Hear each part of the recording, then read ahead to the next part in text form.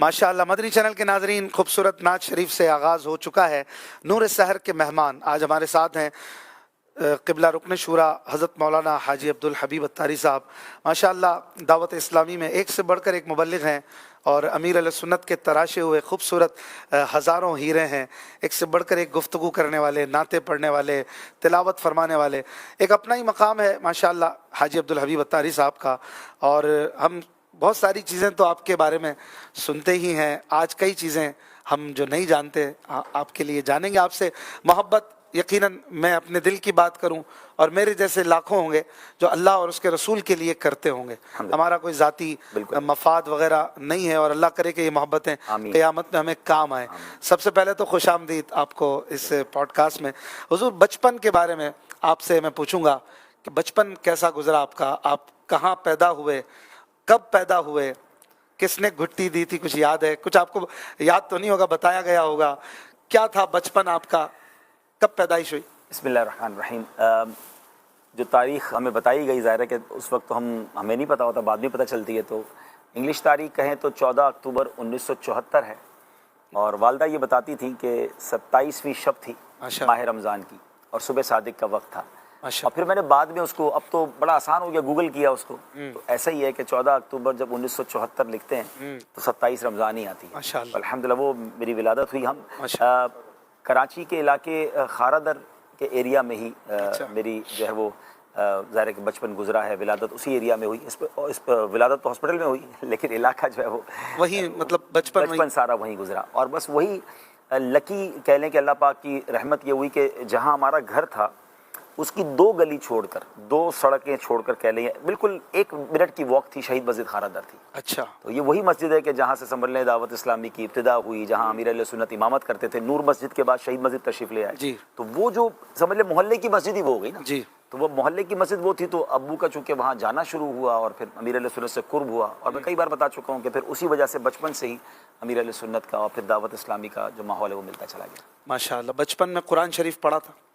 जी अल्हम्दुलिल्लाह कुरान शरीफ पढ़ा। और कुरान शरीफ पढ़ने का तो एक बड़ा प्यारा सा वाक़या है। मैं जब 4th क्लास में था, तो कराची का एक बड़ा मशहूर स्कूल है, मैं उस स्कूल में पढ़ता था। अच्छा, हमारे लिए जैसे अभी आप बच्चों की तिलावत सुन रहे थे, तो हमारे लिए कोई नई बात नहीं थी कि भाई अगर 4th क्लास में बच्चा होता है तो आई होप मेरा ख्याल 9-10 साल का होता है, अगर आप कैलकुलेट करें शायद जी, ठीक है ना।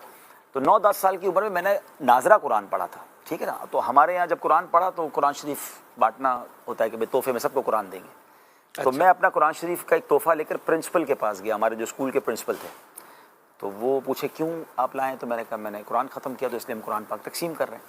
तो उन्होंने कहा नहीं, मैं आपसे ऐसे कुरान नहीं लूँगा। अब कल असम्बली होगी और उस असम्बली में हम फिर इंशाअल्लाह आपसे कुरान पाक रिसीव करेंगे। और दूसरे दिन असम्बली में गालिबन अबू को भी बुलाया था उन्होंने। हमारे स्कूल में हज़ारों बच्चे थे ना, तो बहुत बड़ा स्कूल है कराची। तो वो पूरा एक ग्राउंड होता जिसमें असम्बली होती थी। तो मुझे मंजर आज भी याद है कि वो पूरे ग्राउंड में जो है ना उन्होंने मुझे बड़े ऑनर के साथ स्टेज पे बुलाया, बताया कि देखें इस बच्चे ने जो है वो नाजरा ख़त्म किया, नाजरा ख़त्म किया, फिर कुरान पाक उन्होंने रिसीव किया और मुझे 51 रुपये तोहफे में दिए। मुझे रुपये भी याद हैं। अच्छा, अब लोग कहेंगे 51 रुपये तो बहुत थोड़े हैं, मगर मैं बात कर रहा हूँ ऑलमोस्ट इफ़ आई एम 10 साल का, अगर मैं 9 साल का हूँगा तो 74 और 9 यानी 1983 के 51 रुपये थे और बच्चे को मिले थे ना। तो वो बड़ा एक ऑनर था और अल्हम्दुलिल्लाह तो वो मुझे इसलिए याद है कि मैंने ऑलमोस्ट उस साल कुरान ख़त्म किया होगा। माशाअल्लाह। बचपन से ही चश्मे लगे हुए? नहीं, ग्लासेस तो मेरी पिछली वीडियोस में नहीं है जो मदनी चल रही हुई है, तो ये हो सकता है उसमें ना पहनते हो, कभी पहनते हो। ऐसा नहीं है।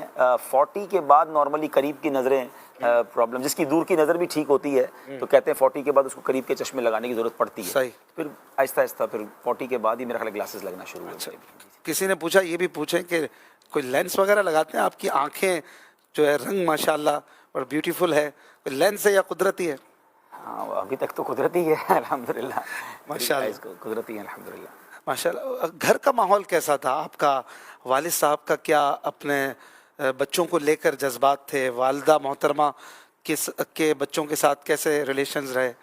देखिए, आज मैं जो कुछ हूँ, मैं कई बयानात में भी ये कह चुका हूँ, उसमें बहुत बड़ा किरदार मेरे वालिद साहब का है। वालिद साहब का मैंने एक बहुत ज़बरदस्त एक अंदाज़ देखा था। एक तो मेरे वालिद साहब पर अल्लाह की मेहरबानी ये हुई कि जैसे ही दावत इस्लामी बनी जी, वैसे ही अमीर अहले सुन्नत से उनकी दोस्ती होगी फ्रॉम द स्टार्ट जी। तो अब वो दोस्ती हो गई तो अब वो पहले माहौल में नहीं थे। दाढ़ी शरीफ भी अमीर अहले सुन्नत की तरगीब पर उन्होंने रखी।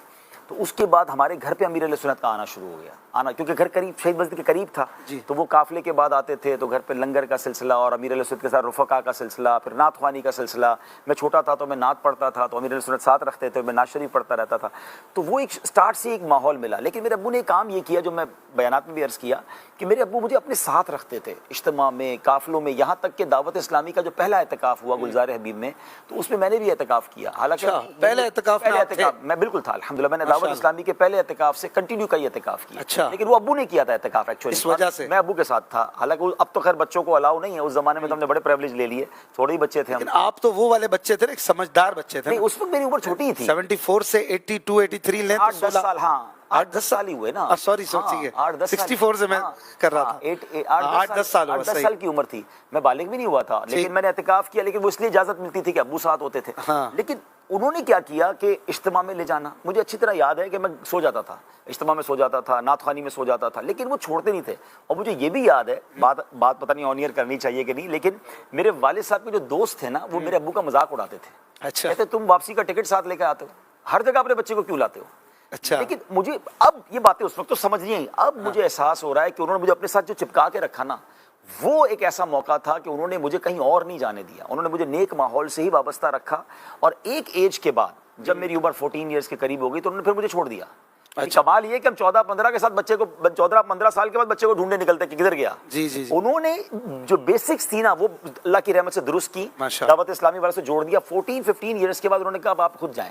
اب میں گلزار حبیب خود سے جاتا تھا بس کے اندر. میں الحمدللہ ہر امیر علیہ سنت کا ان دنوں میں جمعے کو اجتماع ہوتا تھا، روڈ اجتماع. ہر جمعے کو میں جہاں گلزار حبیب میں اعلان ہوتا تھا، اشفاق بھائی مجھے وہ والی بس تھی جو علاقے میں چلتی تھی. ہاں جو کراچی شہر کے اندر بسیں چلتی ہیں نا، بہت کیا. یعنی میں آپ کو مزے کی بات بتاؤں، مجھے میرا انداز کیا ہوتا تھا اس لیے مجھے یاد ہے گلزار حبیب میں اعلان ہوتا تھا جمعرات کو کہ کل نیو کراچی مثال کے طور پہ فلاں روڈ پر امیر علیہ سنت کا اجتماع ہوگا اور اس اجتماع کے لیے یہ والی بس جائے گی. بس کا نام بھی لیتے تھے W11 X10، پتہ نہیں بہت ساری بسوں کے نام اب بھی یاد ہے، اب تو بھول گیا. پیسنجر بسیں جس میں 2-4 روپے اس وقت کرایہ ہوتا تھا لے کے. تو اچھا میرے گھر سے ڈائریکٹ کوئی بس نہیں جاتی تھی، ہم کلفٹن میں رہتے تھے، پھر ہم کلفٹن شفٹ ہو گئے. تو کلفٹن سے صدر کی میں پہلے پوچھا تھا صدر سے کون سی بس جائے گی یہ بتاؤ. تو مجھے یہ پتا تھا میرے گھر سے تقریباً بسیں صدر جاتی ہیں، صدر ایک مین ہب ہوتا تھا. تو میں صدر پہلے ایک بس میں جاتا تھا، پھر اس کی بس دیکھتا تھا، اس بس میں بیٹھ کے پھر وہاں جاتا. اور پھر کنڈکٹر کو کہتا تھا، عمر چھوٹی تھی، کہ بھائی یہ والا اسٹاپ آیا تو مجھے اتار دینا. اور کئی بار ایسا ہوا کہ میں اسٹاپ سے آگے اترتا تھا، اسٹاپ سے پہلے اتر جاتا تھا، مسٹیک ہو جاتی تھی. لیکن اتنا شوق تھا کہ میں جو ہے امیر علیہ سنت کا کوئی اجتماع مس نہیں کرتا تھا. اور ابو کی طرف سے فل اجازت تھی کہ بیٹا آپ جائیں، اور آپ پیسے بھی وہ دیتے تھے. وہ سارے احسانات آج یاد آتے ہیں کہ انہوں نے کسی موقع پر دین کے کام میں نہیں روکا. پھر امیر علیہ سنت کا پنجاب کا سفر شروع ہوا. اب اس کا ایک چٹکلا آپ کو سناؤں کہ الحمدللہ جذبہ بھی تھا اور والدین کی طرف سے جو شفقت تھی کہ پھر پنجاب کا جدول شروع. امیر علیہ سنت کا ایک قافلہ روانہ ہوتا تھا کراچی سے پشاور تک کے لیے. اس میں سندھ میں بیانات ہوتے تھے، پنجاب میں ہوتے تھے، پھر خیبر پختونخوا میں. خیبر پختونخوا تک یہ قافلہ جاتا تھا. تو امیر علیہ سنت نے آپ فرماتے تھے میرے ساتھ کوئی نہیں آئے گا، ہمارا ایک جدول ہوگا، آپ سب نے اطراف کے علاقوں میں جانا ہے. 5-6 قافلے چلتے تھے، اس کو چین بنانا کہتے تھے نا. تو کچھ لوگ کیا ہوتا تھا کہ امیر علیہ سنت حیدرآباد میں ہے نا، تو ایک قافلہ سکھر میں ہوگا، ایک قافلہ میرپور خاص میں ہوگا، ایک قافلے کو اجازت ہوگی وہ حیدرآباد میں اس اجتماع کی تیاری کرے گا، اگلا قافلہ اگلے اجتماع کی تیاری کرے گا. یعنی پورے ٹور میں ہر قافلے کو 1 یا 2 یا 3 امیر علیہ سنت کے ایونٹس ملیں گے، باقی وہ نیکی کی دعوت دیتے ہوئے آگے تک جائیں گے. میرا دل چاہتا تھا میں امیر علیہ سنت کے ساتھ جاؤں، اجازت ملتی نہیں تھی.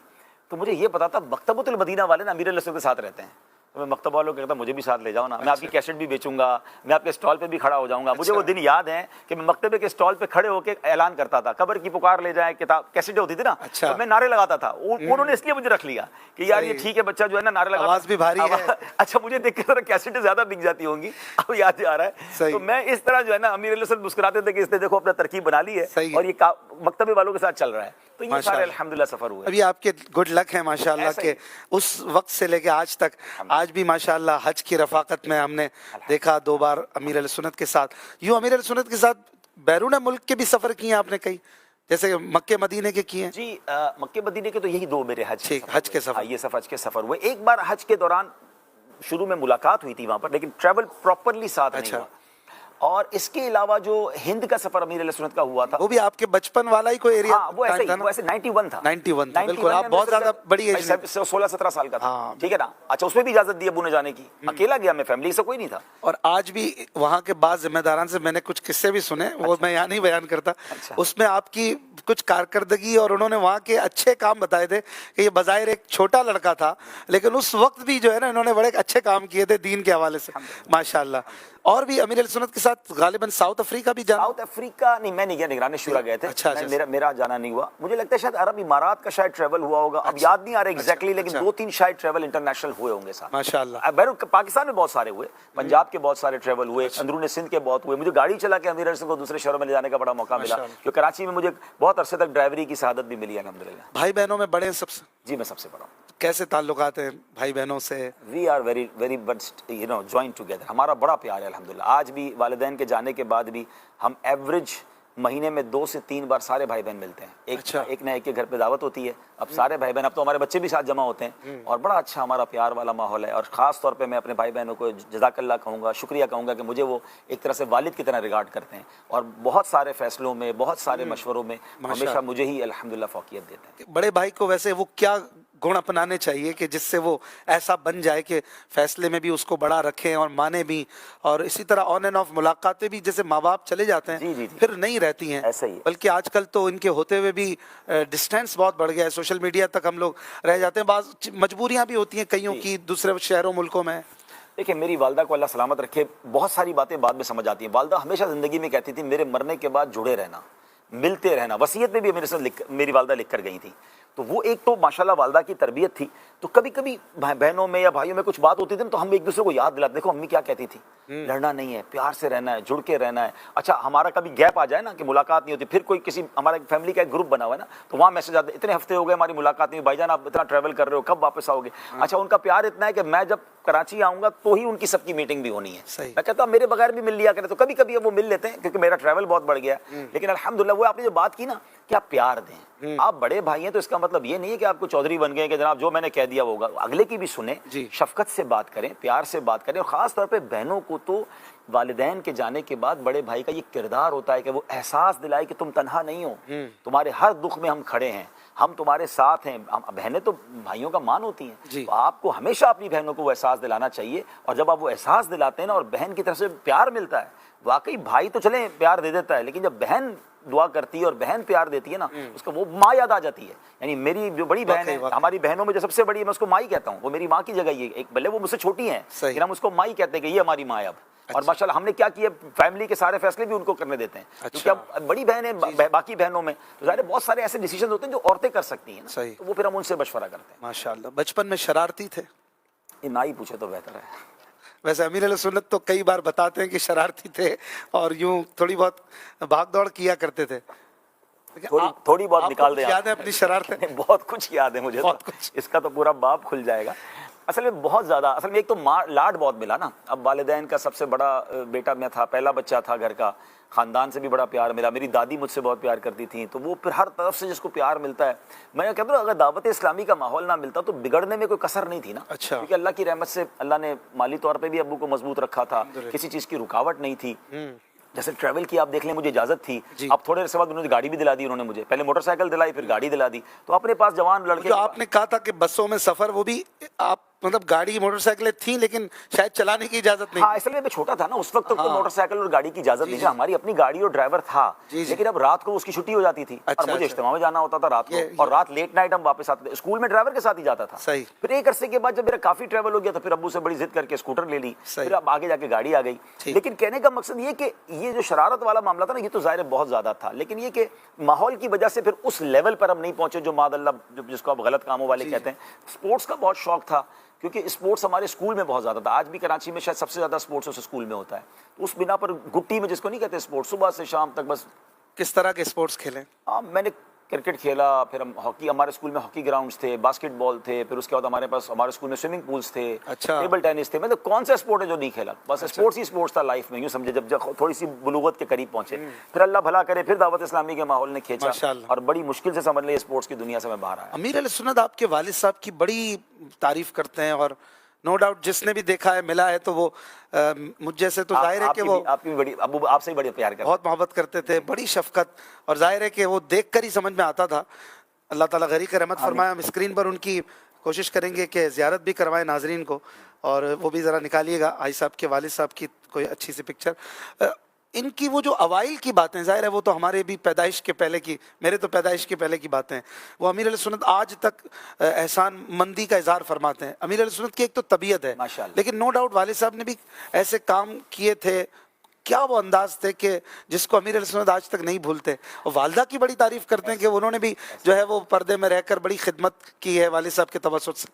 اصل میں یہ واقعی میں اپنے ابو کو کہا کرتا تھا کہ یہ آپ ابو بڑی عجیب عجیب باتیں بتاتے تھے. میں جب بڑا ظاہر اس وقت تو ہم چھوٹے تھے، جب دعوت اسلامی میں قریب آئے اور پھر حضرت صاحب سے بھی سنا تو میں کہتا تھا ایسا کیا نظر آتا تھا آپ کو امیر علیہ سنت میں، آپ کیوں اتنی خدمت کرتے تھے؟ اچھا مزے کی بات بتائیں کہ اشفاق بھائی، آج خدمت کرنا جو ہے نا، ایک تو امیر علیہ سنت کی پاپولیرٹی ہے، دنیا جانتی ہے امیر اہل سنت ہے. اس وقت تو الیاس بھائی تھے، جی ٹھیک ہے نا، اور دعوت اسلامی میں 4-5 لوگ تھے.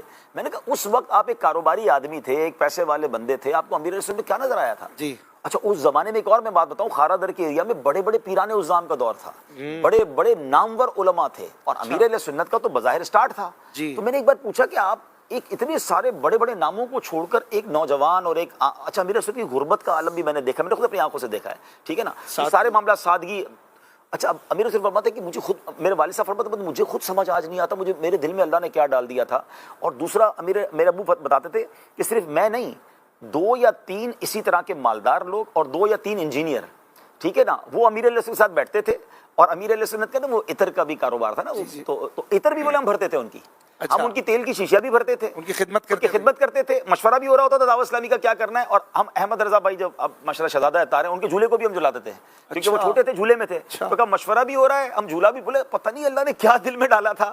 تو یہ اصل ہے نا امیر علیہ سنت کی کرامت ہے. دیکھیے اللہ والوں کو جب ضرورت پڑتی ہے نا، تو اللہ پاک اس وقت جیسے افراد چاہیے ہوتے ہیں ویسے مددگار اور ویسے ساتھی مہیا کرتا ہے. اس وقت دعوت اسلامی کو اس طرح کے لوگوں کی ضرورت تھی، اللہ نے ان کے دل میں یہ بات ڈال دی. اور یہ اللہ ہی ڈالتا ہے، لوگوں کے دلوں میں محبت یہ اللہ کی طرف سے آتی ہے. تو وہ دیوانہ وار ماشاءاللہ ہم دیکھتے تھے ہمارے گھر میں ہر جمعے کو جب یہ قافلہ ہوتا، ایک دن کا دورہ ہوتا تھا، قافلہ تو بعد میں آیا، ایک دن کا دورہ ہوتا تھا، علاقائی دورہ یا جو بھی دورہ، وہ دورہ کر کے قافلہ ہمارے گھر آتا تھا کھانا کھانے کے لیے. تو کافی عرصے تک یہ سلسلہ رہا. تو یہ امیر علیہ سنت کو ظاہر ہے وہ شفیق ہیں، ان کو یاد ہیں چیزیں. تو کچھ گاڑی وغیرہ کے معاملات ہوئے تو ابو نے ایک گاڑی پیش کر دی، تو وہ سب چیزیں جو ہے نا وہ یاد. اچھا یہ امیر علیہ سنت کا بڑا پن ہے کہ ان کے آج کروڑوں چاہنے والے لوگ اربوں روپے دینے کے لیے تیار ہیں، سب کچھ لٹانے کے لیے تیار ہیں، مگر ان کو وہ چند روپے یا وہ چند ہزار روپے بھی آج یاد ہیں، کیونکہ وہ یہی کہتے ہیں کہ اس وقت تو نہیں تھے نا لوگ، اس لیے ان کو یاد ہے. اور پھر خاص طور پہ امیر علیہ سنت جو ہمارے گھر تشریف لے آئے، وہ ہماری لائف کا بھی ٹرننگ پوائنٹ تھا کہ وہ تقریباً 9 مہینے قیام فرمایا، آلموسٹ 1 سال کے قریب کہہ سکتے ہیں. اور سب سے بڑا جو اس میں تحفہ ملا نا کہ اس 9 مہینے میں امیر علیہ سنت نے وہ کتاب جو لکھی نا رفیق الحرمین، تو وہ اس کا فیضان. اور پھر اچھا اس وقت امیر علیہ سنت خود بھی کیفیت میں تھے، جب مکے مدینے پر بات ہو رہی تھی اور یہ کتاب لکھی جا رہی تھی، ریسرچ ہو رہی تھی، تو وہ روزانہ جو باتیں ہوتی تھیں دسترخوان پر، اور روزانہ جو ذکر ہوتا تھا، اور وہ نعتیں ہوتی تھیں، اور وہ آنسو ہوتے تھے، تو وہ گھر کے ماحول کو ٹوٹلی چینج کر دیا. تو وہ 9 مہینے والدہ نے بھی ظاہر ہے کہ جو خدمت کی پکا کر، اور جو بھی امیر علیہ سنت کے روزے ہوتے تھے وہ روزانہ روزہ رکھتے تھے. یہ تو اب امیر علیہ سنت کی صحت اجازت نہیں دیتی، ورنہ برسوں امیر علیہ سنت نے روزانہ روزے رکھے، پورا سال سوائے جو جن دنوں میں منع ہے ممنوع. تو اب عام آدمی کو سحری میں اٹھ کے تیاری کرنا، جس نے روزہ نہیں رکھنا، جس کی روٹین لائف کی کچھ اور ہے، تو وہ اس لیے زیادہ تھوڑا سا امیر علیہ سنت زیادہ ریگارڈ کرتے ہیں کہ بھائی سحری ہو، افطاری ہو. اور پھر ماشاءاللہ ہمارے گھر میں تو مطلب وہ میلہ آج بھی کہا کرتے ہیں نا، مگر تحفے میں ہمیں سفر مدینہ ایسا ہی ہے ملا. اور ماشاءاللہ آپ نے کتنے حج کیے ہوں گے، عمرے کیے ہوں گے، مجھے نہیں لگتا آپ کو یاد ہوگا. واللہ ہی مجھے یاد نہیں ہے، مجھے یاد نہیں، اور میں کوشش کرتا ہوں اس کو پھر کیلکولیٹ نہ ہی کریں، اللہ پاک قبول کر لے بس. ماشاءاللہ حاجی یعقوب صاحب کی تصویر ہے تو دکھائیے گا، کئیوں کے لیے نئی چیز ہو گئی ہے اسکرین پر. ماشاءاللہ یہ والد صاحب کو آپ مدینہ منورہ ہے. جی یہ ابو کے آخری یعنی سمجھے ایام تھے، بس طبیعت ان کی اب ناساز ہو گئی تھی، ورنہ میرے والد صاحب ماشاءاللہ بہت فٹ تھے. پیدل کئی حج کیے انہوں نے، پیدل کئی طواف کیا. مطلب ہمیں آج بھی لوگ کہتے ہیں کہ جب ہم نے ان کے ساتھ حج پیدل کیا تو ہم سے جوانوں سے آگے چلتے تھے ماشاءاللہ. اور یہ کون سا موقع تھا یہ جب آپ دست بوسی کر رہے ہیں؟ یہ ذہنی آزمائش میں ہم نے ایک سیگمنٹ کیا تھا، فائنل ہو رہا تھا. ہم نے ایک والد کی فضیلت پر ایک پروگرام کیا، تو اس میں ہم نے پھر ابو کو انوائٹ کیا تھا، تو وہ اس وقت دست بوسی کا یہ منظر. ماشاءاللہ اللہ ان کو سلامت رکھے. ناظرین میں نے ایک چیز ابھی نوٹ کی، میں آپ کی طرف یہ بڑھا دیتا ہوں، نوٹ کرنے والوں نے شاید کی ہو. جب امیر علیہ سنت بات کرتے ہیں نا تو وہ یہ کہتے ہیں ان لوگوں کا احسان ہے، خاندان کا احسان ہے، فیملی کا احسان ہے، ماں کا احسان ہے.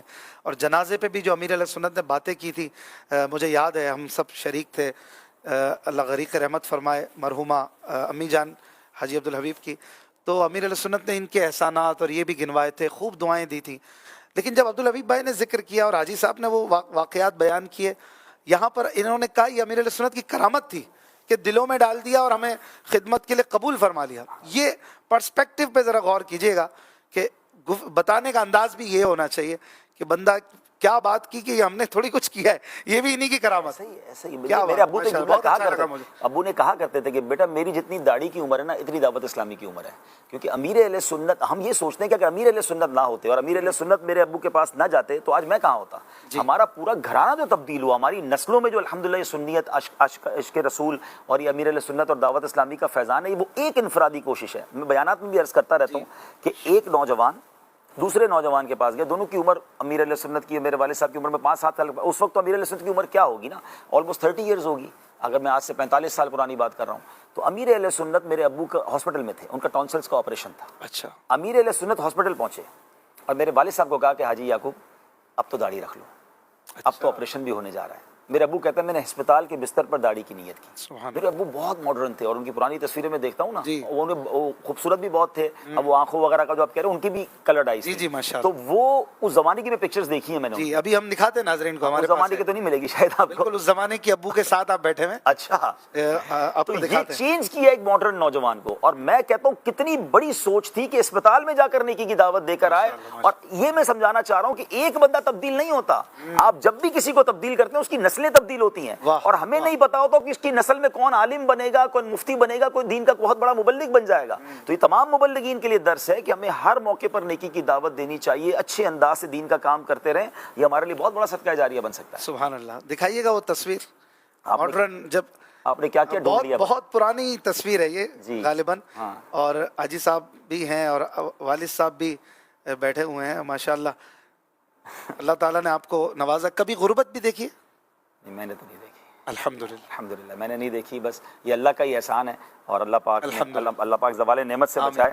لیکن یہ کہ اگر غربت نہیں دیکھی تو غریبوں کا احساس زیادہ ہونا چاہیے کہ اللہ نے ہمیں نہیں دکھائی. جو بیچاروں کی زندگی اس میں گزر رہی ہے, اللہ ان کے خدمت گاروں میں ہمیں شامل کر لے. آپ نے بچپن سے کاروباری لائف میں والد صاحب کو دیکھا تھا؟ بالکل ایسا ہی. میں نے ابھی ابو کا خود بھی اسٹیٹس دیکھ رہے ہیں. میں نے کہا نا 1981 میں ہمارے پاس ایک گاڑی جس پہ ڈرائیور کے ساتھ تو میں اسکول جاتا تھا, اور امیر علیہ سنت کو ایک گاڑی اور ڈرائیور ابو نے الگ دیا تھا, جس کا وہ تذکرہ کئی بار کر چکے ہیں. تو نارملی میں نے کئی کاروباری لوگوں سے پوچھا ہے کہ 1980-81 میں آپ کی کیا پوزیشن تھی. تو الحمدللہ اس زمانے اتنے نہیں ہوتے تھے لوگ نا, بعد میں انکریز ہوا, بہت بعد میں گاڑی. ہمارے پورے محلے میں گاڑی بہت کم تھی. اچھا, موبائل فون جب بالکل نیا آیا تو ہم نے ابو نے فوراً دلا دیا, تو وہ پرابلم نہیں تھی. لیکن مجھے جو اللہ کا احسان, نہ پیسہ ہونا کوئی کمال نہیں ہے, تو اللہ کی عطا ہے. بالکل ماحول مل گیا نا. میں یہ سوچتا ہوں کہ ایک ایسا نوجوان جس کے پاس پیسے کی فراوانی ہو اور اتنی آزادی ہو اور اس کے پاس دینی ماحول نہ ہو, تو پھر بگڑنے میں کوئی کمی نہیں رہتی ہے. اللہ نے یہ بچا لیا, اور اللہ ہماری نسلوں کو بھی بچائے رکھے. آمین. آپ بھی خود کاروبار فرماتے ہیں یا آپ دعوت اسلامی سے پیسے لیتے ہیں؟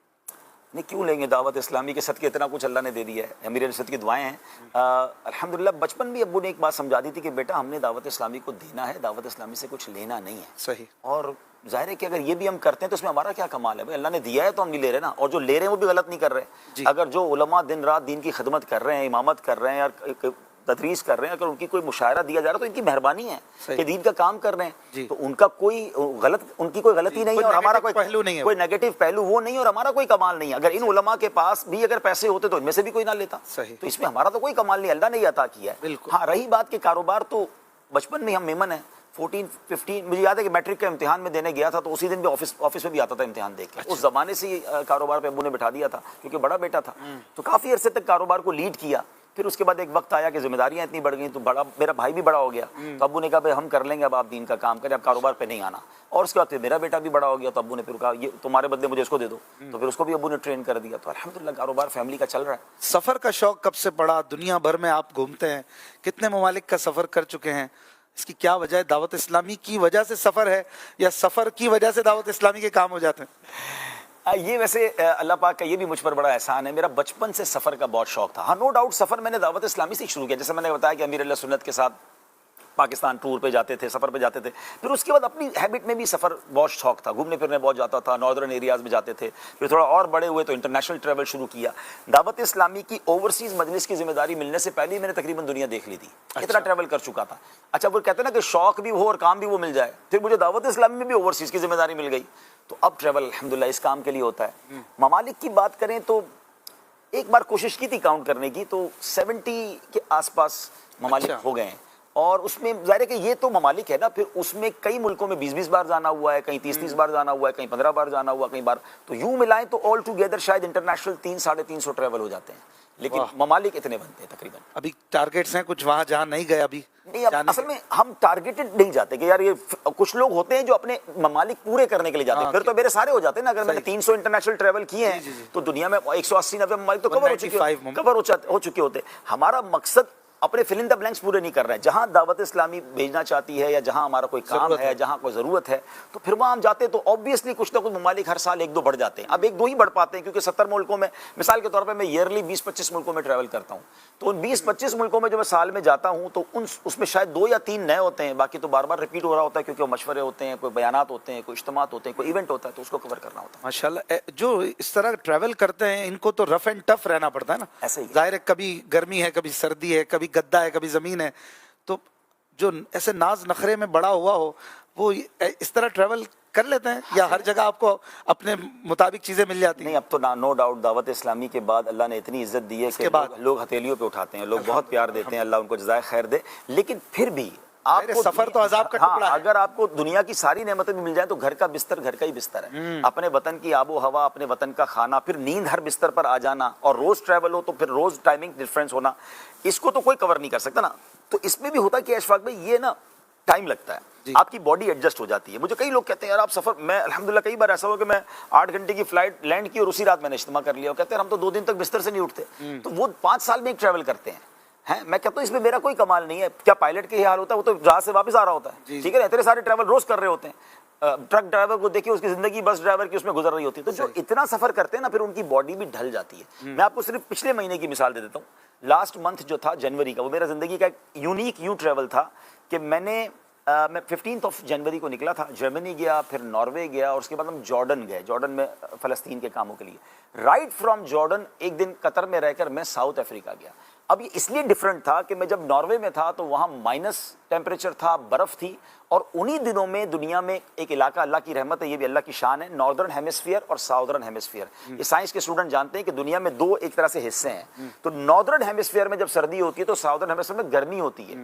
یعنی میں مائنس ٹیمپریچر سے ساؤتھ افریقہ پہنچا ہوں تو وہاں +30 ڈگری ٹیمپریچر تھا، ایک دن +35 ڈگری ٹیمپریچر تھا. وہ آپ کی باڈی کو بڑا امپیکٹ کرتا ہے کہ آپ اتنے ٹھنڈے علاقے سے رائٹ اب گرم کپڑے سارے رکھے اور سارا جناب اگلے دن سے وہ گرمی والے علاقے میں پہنچ گئے. تو یہ بھی اللہ کی رحمت سے آپ ایڈجسٹ ہو گئے. ایڈجسٹ ہو، کیونکہ ہمارے پھر اجتماعات تھے، نگران شورا بھی وہاں تھے، 10-12 دن ہم وہاں رہے.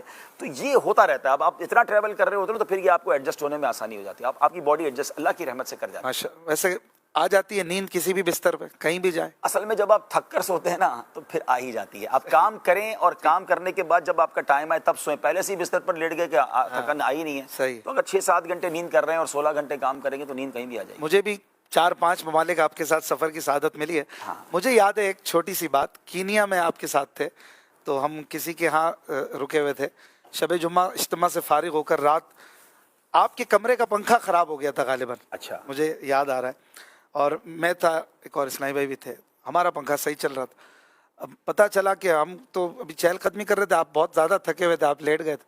اب نے نوٹ کیا آپ کا پنکھا صحیح نہیں چل رہا. اب میں نے بھی دیکھا یہ پرابلم کر رہا ہے. آپ نے کچھ نہیں کہا. گرمی بھی شدید، اچھا، بالکل ہوا چل ہی نہیں رہی تھی. تو پھر شاید 1-8 گھنٹے بعد جو ہے آپ باہر بھی آئے، پسینہ میں نے بھی دیکھ لیا. میں کچھ موبائل وغیرہ میں سو نہیں رہا تھا.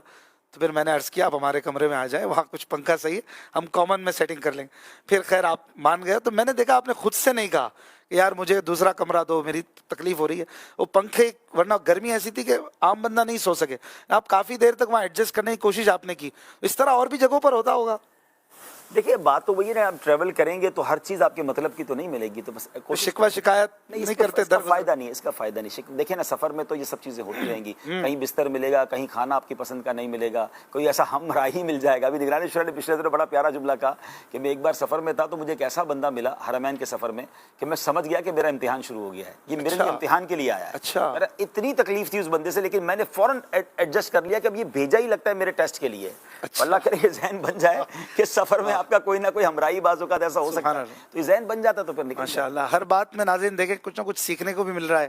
اور ہمارے لیے یقیناً جو بھی بڑے ہوتے ہیں ان کی لائف میں ہمارے لیے سبق ہوتے ہیں. پھر دینی مذہبی ہمارے پیشوا ہوں تو ہمیں مذہب اور دین کی بھی باتیں، دنیا کے سلیقے سیکھنے کو ملتے ہیں۔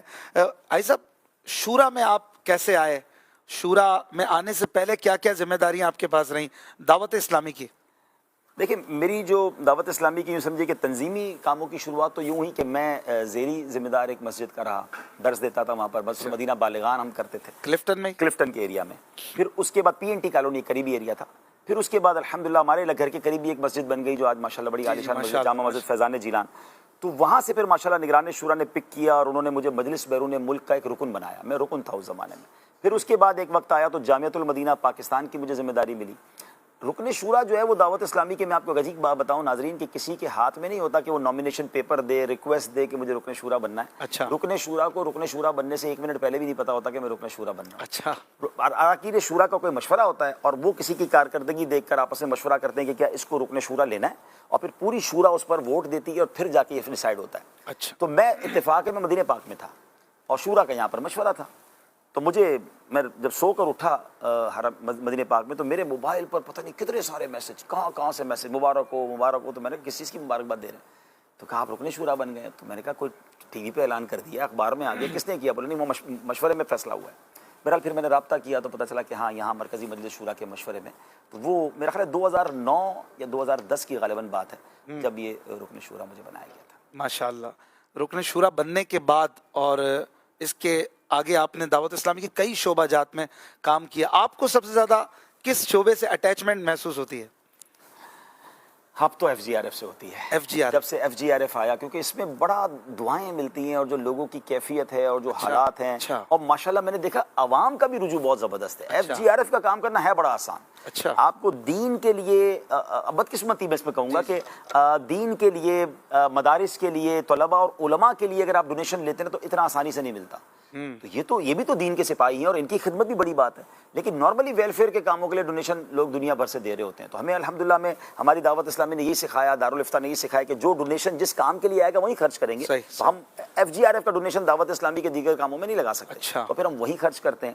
تو چونکہ اب FGRF کے بعد آپ کا ویژن اور بڑا ہو گیا۔ اب ترکی اور شام میں جب زلزلہ ہوا تو میں وہاں گیا تو بڑا قریب سے اس ڈیزاسٹر کو دیکھنے کا موقع ملا۔ دعوت اسلامی نے بہت بڑے کام کیے۔ ابھی میں پچھلے دنوں جارڈن فلسطین کے لیے گیا تھا، ہمارے سامنے فلسطین کی پہاڑیاں تھیں، ہم بالکل قریب پہنچ گئے تھے مگر جا نہیں پا رہے تھے، لیکن یہ کہ وہاں کے لیے بہت بڑے پلانز ہیں۔ انشاءاللہ ان قریب دنیا دیکھے گی کہ دعوت اسلامی وہاں کیا کرے گی انشاءاللہ۔ ماشاءاللہ۔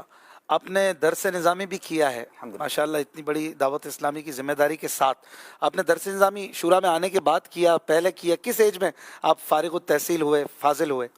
درس نظامی جو میں نے کمپلیٹ کیا تھا if I am not wrong تو 2002 یا 2003 میں نے کمپلیٹ کر لیا تھا۔ مطلب بڑی ایج میں کیا؟ ہاں بالکل، میری شادی بھی ہو گئی تھی، میں نے اس کے بعد درس نظامی کیا، اور وہ آلموسٹ 30 ایئرس کے تھے آپ؟ ہاں سمجھ لیں 27-28 سال کی عمر میں نے کیا ہوگا، اور 24-25 سال کی عمر میں شروع کیا ہوگا۔ اچھا۔ وہ ہمارے یہ بھی ایک اسلامی بھائی نے ماشاء اللہ ان کو جزائے خیر دے، ان کو شوق تھا، مجھے تو شوق ایسا نہیں تھا۔ وہ کہتے ہیں رات کی کلاس شروع ہوئی ہے، اس زمانے میں جامعۃ المدینہ کا اتنا وہ نہیں تھا نا، بوم نہیں تھا، کچھ تھے جامعۃ المدینہ، وہ دن کے تھے، رات کے تو تھے ہی نہیں، ہم کاروباری لوگ تھے، ہمارے پاس رات کو ٹائم ہوتا تھا، تو وہ اسلام میں مجھے گھر سے اٹھاتے تھے اور گاڑی میں لے کے جاتے تھے۔ اچھا۔ روزانہ ہم کلفٹن میں رہتے تھے، میں کلفٹن میں رہتا تھا، وہ لائٹ ہاؤس پہ رہتے تھے، اور کلاس ہوتی تھی جمشید روڈ پہ۔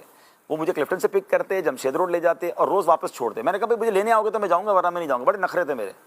اچھا 1-2 مہینے شاید وہ ساتھ چلے، 2 مہینے بعد ان کو تو سمجھ ہی نہیں پڑی، وہ کہہ رہے ہیں یہ ضربا یضربو اور یہ بڑی مشکل گردانیں مجھ سے نہیں ہو رہی۔ اچھا۔ مجھے مزہ آنے لگ گیا۔ اچھا ہمارے اب اللہ پاک مفتی صاحب کو غریق رحمت فرمائے، استاد صاحب کمال تھے نا، مفتی امین صاحب نگران شورا کے بھی استاد ہیں، شہزادہ حضور نے بھی ان سے پڑھا ہے، تو انہوں نے پتہ نہیں میرے اندر کیا بھانپ لیا، انہوں نے مجھ سے سمجھ لیا کہ ایسے دوستی کر لی، بولا آپ نے نہیں جانا ہے۔ اب میں اپنی گاڑی میں آنے لگ گیا کیونکہ اب وہ تو نہیں آتے تھے۔ اچھا۔ بس وہ کنٹینیو کیا، پھر ماشاءاللہ انہوں نے دارالمنجدیہ میں داخلہ کروا دیا خامسہ میں۔ اچھا۔ پھر وہاں دورہ حدیث کیا، اس طرح یہ سارا ہو گیا الحمدللہ۔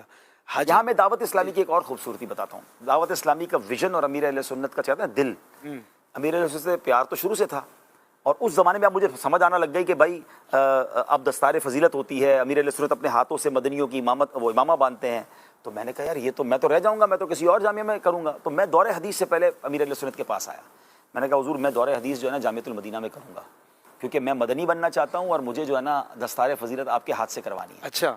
تو امیر اہل سنت کا ذہن دیکھیں، اس زمانے کی بات کر رہا ہوں، حالانکہ آپ سوچیں یہ میں بات کر رہا ہوں 20 سال پرانی۔ آپ فرماتے ہیں بیٹا اگر آپ دور حدیث یہاں کرو گے تو ان جامعہ والوں کو کیا لگے گا کہ پڑھا سارا ہمارے پاس اور دور حدیث وہاں کرنے چلے گئے۔ بیٹا وہیں دور حدیث کریں, اس میں ہی دعوت اسلامی کا فائدہ ہے. اچھا. اور الحمدللہ میں نے وہیں کیا.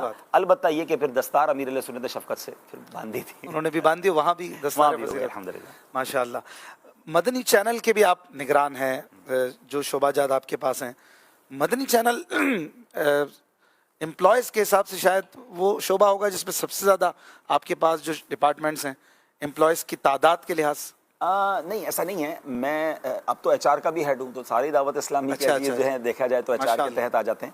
لیکن میں اس سے پہلے جامعۃ المدینہ کا بھی ذمہ دار رہا ہوں, تو جامعۃ المدینہ میں تو بہت سارے ہزاروں مدرسین ہیں. اور اب بھی اگر میں دیکھوں تو فیضان آن لائن اکیڈمی ہے جس کے میرا خیال ہے 3000 سے زیادہ امپلائیز ہیں, تو اس کی ذمہ داری میرے پاس ہے, اسلامی بھائی اور اسلامی بہنیں ملا کے. تو اور بھی کافی سارے شعبہ جات ہیں, تو سر دست تو ذہن میں یہ آ رہا ہے کہ میرے پاس جو شعبہ جات ہیں ان میں شاید اچھا مجلس بیرون ملک کی ذمہ داری میرے پاس ہے, تو اگر دنیا بھر کے امپلائیز اگر ہیں تو وہ بھی اس طرح ہمارے اس میں آ جاتے ہیں. تو اللہ کی رحمت ہے, تقریباً 16-17 شعبہ جات ہیں. نارملی اس طرح کی گفتگو پوڈ کاسٹ وغیرہ لائیو نہیں ہوتی, لوگ جو ہے وہ کوششیں کر کے پھر بہت سارے ٹائم کے بعد آتا ہے, یہ لائیو ہو رہا ہے. کالز بھی کافی ہیں اور میسیجز, اور آپ نے سوالات بھی مجھے پہلے نہیں بتائے تھے. سوالات تو ہمارا کوئی ڈسکشن ایک دو چیزوں کے علاوہ ہوا ہی نہیں ہے, اور آج انشاءاللہ ہم ٹائم دیں گے آئی صاحب کے ساتھ. کچھ آپ رہیے, سحری بھی کرتے رہیے, ایک دو کالز لے لیتے ہیں. چلیں. سبحان اللہ, ماشاء اللہ. آج نور سحر میں حاجی عبدالحبیب تشریف لائیں. سبحان اللہ, ماشاء اللہ, دل بڑا خوش ہوا. آج صاحب کو دیکھتے ہیں تو ماشاء اللہ مدینے کی یادیں آ جاتی ہیں. الحمدللہ آج صاحب سے ایک مرتبہ مدینہ شریف میں ملاقات بھی ہوئی. آج صاحب یہ آپ سے عرض کرنی تھی کہ ماشاء اللہ آپ نے پہلا حج کس سن میں کیا, اور آپ ماشاء اللہ کتنے بھائی ہیں, اور جو اور آپ کے بھائی ہیں وہ بھی مدنی ماحول میں ہیں. ہمارے لیے خاص طور پر دعاؤں کی درخواست ہے. دعائے مدینہ, دعائے مغفرت سب گھر والوں کے لیے بالخصوص حاضر مدینہ کی دعاؤں کی درخواست ہے. حج کب کیا پہلا؟ دیکھیں یوں تو حج پر میں 6-7 سال کی عمر میں گیا تھا. اچھا. اس کی بھی کوئی یادگار گھر والے بتاتے تھے, لیکن ظاہر ہے مجھے تو یاد نہیں ہے, وہ مجھے گود میں اٹھا کے سمجھ لے گئے ہوں گے, اور اسی بنا پر جو ہے نا مجھے حاجی کہنا شروع کر دیا تھا خاندان والوں نے. اچھا. حالانکہ ظاہر بالغ ہونے کے بعد جو حج فرض ادا ہوتا ہے, حاجی تو بن گئے تھے نا, نفلی صحیح. اب بس وہ نام پڑ گیا اس زمانے میں. اسکول میں بھی اسی وجہ سے پھر میرے ڈاکیومنٹس میں حاجی لکھا جانے لگا.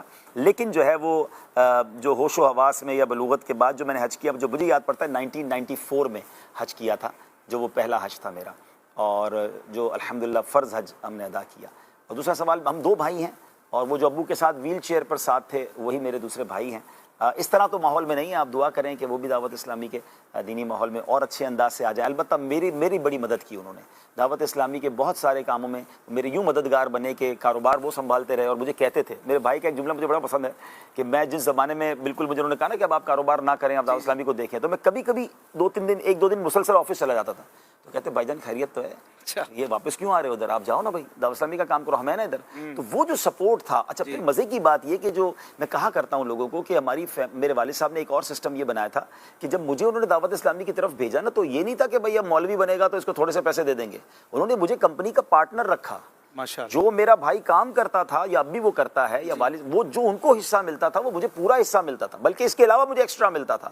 وہ ایکسٹرا کیا ملتا تھا کہ وہ کہتے تھے آپ دنیا میں جو ٹریول کریں گے نا, وہ بھی اپنی جیب سے نہیں دیں گے, کمپنی سے لیں گے. آپ دعوت اسلامی سے ایئر ٹریول کے پیسے بھی نہیں لیتے؟ نہیں الحمدللہ بالکل نہیں لیتے. ماشاءاللہ. آپ کے جو بھائی ہیں وہ بھی جو آپ نے فرمایا اپنی جگہ پر, لیکن پکے عاشق رسول, اور ماشاءاللہ پکے سنی دعوت اسلامی کے لیے تن من دھن کو سامنے رکھنے والے اور پیش کرنے والے, نو ڈاؤٹ. ماشاءاللہ. کرونا کا جو ٹائم تھا حاجی صاحب, ایک طرف فلاحی کام, دوسری طرف مدنی چینل کے ویورز کو پکڑ کے رکھنا, اور یہ دونوں کام آپ کے پاس تھے شورا کی طرف سے, تو وہ ٹائم یاد آتا ہے آج. وہ بڑا یادگار وقت تھا, اللہ آپ کو جزائے خیر دے. اس میں آپ بھی ہمارے ساتھ تھے, اور یہ امیر علیہ سنت کا ہی فیضان تھا کہ وہ, اچھا مجھے یاد ہے نگران شورا کی کال آئی اور آپ نے کہا کہ یار پروگرام کرنا ہے. میں نے کہا پروگرام کیسے کریں گے, ہم سب گھر پہ ہیں. بولے گھروں سے کرتے ہیں. یاد ہے اسٹارٹ تو آپ شاید سب سے پہلے اسٹوڈیو آئے تھے اور ہم سب گھروں پہ تھے. ہمیں بھی یہاں کہا تھا یار روم لے کے رہے, ہاں کیا واپس نہیں جا, کیونکہ کبھی پولیس روک لیتی تھی, کبھی ایسا حال تھا کہ جانے آنے نہیں دیتے تھے, روک کے پوچھتے تھے کہاں جا رہے ہیں. تو وہ بڑا زبردست ٹائم تھا, اور میں خیال 6-7 مہینے ہم نے کتنا کیا, ہم نے تقریباً 6-7 مہینے مسلسل. اللہ اکبر. ناظرین میرا خیال ہے شاید یہ مدنی چینل کا واحد پروگرام ہوگا جو کنٹینیو اتنی ایپیسوڈ, اس کو دیکھیے گا یوٹیوب, اس کا نام ہی دلوں کی راحت تھا, اور اس نے واقعی جوڑ کے رکھا. امیر اہل سنت تھے, نگران شورا تھے, ہمارے اشفاق بھائی تھے, مجھے بھی اس خدمت کی سعادت ملی. تو بڑا مزہ, ہماری تو روز ملاقات ہوتی تھی. ہم تو یہ سوچتے تھے کہ گھر بیٹھے امیر اہل سنت سے باتیں ہو رہی ہیں, وہ بھی لائیو پہ ہوتے تھے, ہم بھی لائیو ہوتے تھے, اور بہت دنیا بھر کی کالیں آتی تھیں. اور الحمدللہ اس کے بعد پھر ویلفیئر کے کام شروع ہو گئے. FGRA بنی وہیں سے نا, جی۔ یہ FGRF کا سٹارٹ تھا. فیضان گلوبل ریلیف فاؤنڈیشن. اچھا وہ نام بھی اس وقت نہیں تھا, اس وقت تو بس یہ کام کرنا ہے. کام کرتے کرتے سمجھ پڑی کہ یار کیوں نہ کوئی اس کا شعبہ ہی بنا دیا جائے. جی جی. کیونکہ اتنی زبردست پذیرائی ملی اور اتنا زبردست سپورٹ ملا لوگوں سے, پھر تو چل سو چل ماشاءاللہ. اب تو اس وقت سے چل رہی ہے الحمدللہ. ماشاءاللہ. اسی مدنی چینل کو کل 17 سال ہونے جا رہے ہیں, تو آپ کے کیا جذبات ہیں؟ ہاں مدنی چینل تو یوں سمجھے کئی کروڑوں دلوں کی دھڑکن ہے. ہمیں بہت کچھ مدنی چینل سے سیکھنے کو ملا, اور دنیا بھر میں جاتے ہیں آج ہمیں کوئی پہچانتا ہے تو اس کی بہت بڑی وجہ مدنی چینل ہے. اور مدنی چینل کی وجہ سے پھر سوشل میڈیا بنا, تو سوشل میڈیا ہے. اب تو ایسا ذہن بن گیا کہ دنیا کے کسی بھی ملک میں چلے جائیں, کسی بھی پاکستان کے ڈپارٹمنٹ میں چلے جائیں, کوئی نہ کوئی جاننے والا مل ہی جاتا ہے, اور اللہ کی رحمت سے کام چل رہا ہوتا ہے. تو الحمدللہ. کل میں ڈیفینس میں تھا, کراچی کا بڑا پوش ایریا ہے جو پورے ڈیفینس کے نگران ہے نا. کل انہوں نے بتایا کہہ رہے میں نے مدنی چینل دیکھ کے داڑھی رکھی تھی, اور اس کے بعد آج وہ ڈیفینس کے نگران ہیں. لیکن ایسی تو کتنی داستانیں ہیں, بلکہ چلے میں لگے تو کہہ دیتا ہوں کل بھی ہم پروگرام کریں گے.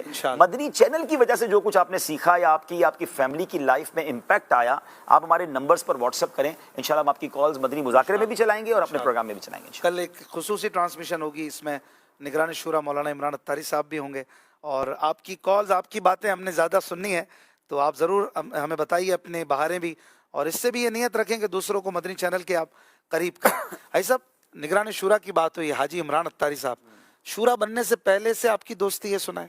جی جی جی. نگران شورا ہمارے اچھے دوستوں میں سے تھے. ہم ساتھ یوں سمجھے کہ کرکٹ بھی ہم نے کھیلا ہے. اچھا. ہاں, اور ہم آپس میں دوست ہیں نا, کیونکہ حاج صاحب یوں سمجھے کہ ماحول میں اس طرح بعد میں آئے نا. میں تو بچپن سے یوں ماحول میں تھا, لیکن ماشاءاللہ آتے ہی وہ تو پھر اللہ نے ان کو وہ مقام دے دیا. لیکن جب ہم نگران شورا کراچی کے نگران بنے تھے, ابھی نگران شورا نہیں بنے تھے, اور اس طرح تنظیمی کاموں میں ایکٹیو ہوئے تھے نا, تو ہم اس وقت ایکٹیو نہیں ہوئے تھے. ہم اسلامی بھائی بھی تھے, اور ساتھ کھانا پینا, کھیل کود, کرکٹ شرکٹ سب ساتھ کرتے تھے. ایسی ذمہ داری نہیں تھی. تو ہم دوست مل کر ایک بات کرتے تھے کہ یار لوگ پوچھتے ہیں امیر علیہ سنت کی کرامت کیا ہے, یہ حاجی عمران ہی امیر علیہ سنت کی کرامت ہے, کیونکہ جو وہ تھے ہمیں پتہ ہے. اچھا. ہاں وہ کیا تھے وہ بھی ہمیں پتہ ہے, اور یہ کیا بن گئے. یعنی امیر علیہ سنت نے جو تبدیل کیا ہے نا ان کو, اور پھر جو آج ماشاءاللہ وہ لاکھوں کو بدل رہے ہیں, اور ان کی گفتگو, سمجھداری, جو ان کے ڈیسیشنز ہیں, ہم حیران ہوتے ہیں کہ یار یہ وہی حاجی عمران ہے. لیکن واقعی کمال ہے امیر علیہ سنت کا ہے. اور پھر ان کو جو بدلنے میں بڑا کردار ہے نا, میں نے تو ان کو سٹارٹ سے دیکھا ہے نا, یعنی ان کی پوری جرنی الحمدللہ ہماری نگاہوں کے سامنے. اچھا یہ بھی مزے کی بات بتاؤں, حاجی عمران جو تھے جس مجلس میں تھے, میرے ابو اس مجلس کے رکن تھے. یہ مجلس رابطہ کے نگران بنے تھے, تو ابو مجلس رابطہ کے رکن تھے, تو ابو زیادہ باتیں بتاتے تھے ان کی, اور یہ ساتھ روزانہ جانا آنا. تو ابو کو بھی شاید اس لیے رکھا تھا کہ گاڑی واڑی تھی, تو یہ سب ہو جاتا تھا. تو بہرحال ان کا بڑا پیار تھا حاجی عمران سے, اور اب بھی ہے ماشاءاللہ. حاجی صاحب بھی ابو کے لیے بہت اچھے الفاظ سے کرتے ہیں. حاجی عمران کے والد صاحب میرے والد کی طرح. لیکن حاجی عمران کا میں نے ایک بات دیکھی کہ وہ میں نے بہت غور سے دیکھا ان کی لائف کو, یعنی پوری جرنی جو نگران شورا کی ہے نا, اس جرنی میں ایک چیز نے ان کو جو بدلا ہے نا, وہ امیر علیہ سنت کی محبت ہے. وہ فرام دا ڈے ون وہ امیر علیہ سنت سے والہان, یعنی ہم سیکھا ہے, یقین کریں میں نے خود سیکھا ہے, اور کروڑوں میں سیکھا ہے. مرشد سے پیار کیسے کرنا ہے, مرشد کی بات فائنل ہے, اور اپنی عقل نہیں چلانی وہاں پر. یعنی میں کئی موقعوں پر, ہم تو اس وقت تو اتنے سمجھدار اب بھی نہیں ہے, لیکن اس وقت تو بالکل بھی نہیں تھے, تو ہم بحث کرتے تھے. تو وہ جس طرح سمجھاتے تھے نا, اچھا دوست تھے تو تھوڑی بحث بھی کرنے کی اجازت مل جاتی تھی, تو وہ پیار سے سمجھاتے تھے کہ نہیں یوں یوں. پھر اس کے بعد ماشاءاللہ جنہوں نے بیانات کا سیکوینس کیا نا, کہ مرشد کے اوپر جنہوں نے 26ویں کے جو بیانات, وہ گیم چینجر تھا دعوت اسلامی کا.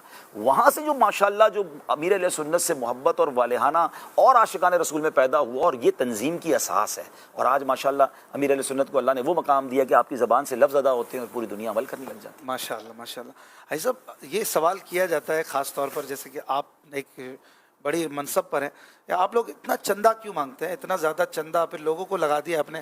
تو ویسے پاکستان میں بھکاری بہت زیادہ ہے, دنیا بھر سے ہمیں بیکلیش آ رہا ہے, اور آپ نے بھی یوں کہتے ہیں کہ بھائی بھکاری بنا دیا ہے, تو کیا ایسا ہی ہے واقعی؟ دیکھیں دعوت اسلامی میں کتنے لوگ چندہ کرتے ہیں, اگر آپ غور کریں, دعوت اسلامی تو ملینز لوگوں کی تحریک ہے الحمدللہ. اور دعوت اسلامی کے اگر 40,000 امپلائیز ہیں تو سارے چندہ نہیں کرتے. اگر یہ بار بار کہتے ہیں نا کہ جو باہر ڈبے لگے ہوئے ہیں یا باکسز لگے ہوئے ہیں, تو چونکہ میں اچار کا نگران ہوں, میرا خیال ہے پورے پاکستان کے تمام اس مجلس کے اراکین 2,000 کے قریب ہوں گے جو کام کر رہے ہیں. اب 2,000 افراد 25 کروڑ کے ملک میں 2,000 افراد ہیں جن کا کام باکس جا کے کھولنا ہے. باکس لگائیں گے تو کھولنے والا بھی تو کوئی چاہیے نا. اچھا اگر اس کو پازیٹیولی لیں تو وہ 2,000 لوگ کون ہیں, وہ بھی غریب لوگ ہیں, ان کو جاب مل گئی ہے, ان کو جاب مل گئی, وہ جاب کر رہے ہیں. اب دعوت ان کو ٹارگٹ ہوتا ہے باکس نہیں بھرے گا تو آپ کو سیلری نہیں ملے گی. ان کا باکس بھرنے سے کوئی تعلق نہیں, ان کو باکس کھولنے سے تعلق ہے. وہ پر باکس جتنا کھولے, 10 روپے نکلے یا 1,000, ہاں ان کا اتنا ہی, لاکھ روپے میں زیادہ نہیں ملے گا, کم پہ کم نہیں ملے گا. ان کی ٹائمنگز ہے, کچھ لوگ ٹائم کے اجیر ہیں, کچھ لوگ کام کے اجیر ہیں, ٹھیک ہے نا. اب دعوت اسلامی کی اگر 40,000 امپلائیز ہیں, اس میں سے 2,000 لوگ وہ ہیں جن کا یہ کام ہے, تو باقی 38,000 تو دین کی خدمت کر رہے ہیں نا. میجورٹی تو اس کی کیلکولیشن تو کریں, آؤٹ آف 40,000 2,000 بنتے کتنے ہیں, 5%. دعوت اسلامی کے 5% امپلائی کا کام چندے کے یہ باکسز وغیرہ لگانا ہے. باقی امپلائیز تو کوئی امام ہے, کوئی مؤذن ہے, کوئی مدرس ہے, کوئی مبلغ ہے, دین کے کام کر رہے ہیں. اب 2000 افراد اگر پوری دعوت اسلامی کے لیے کام کر رہے ہیں تو یہ تو نارمل سی بات ہے. جس تنظیم میں لاکھوں والنٹیئرز ہوں, آپ والنٹیئرلی کام کرتے ہیں, میں الحمدللہ کرتا ہوں, ایسے لاکھوں ہیں. یہ تو کوئی ایسی بات نہ ہوئی.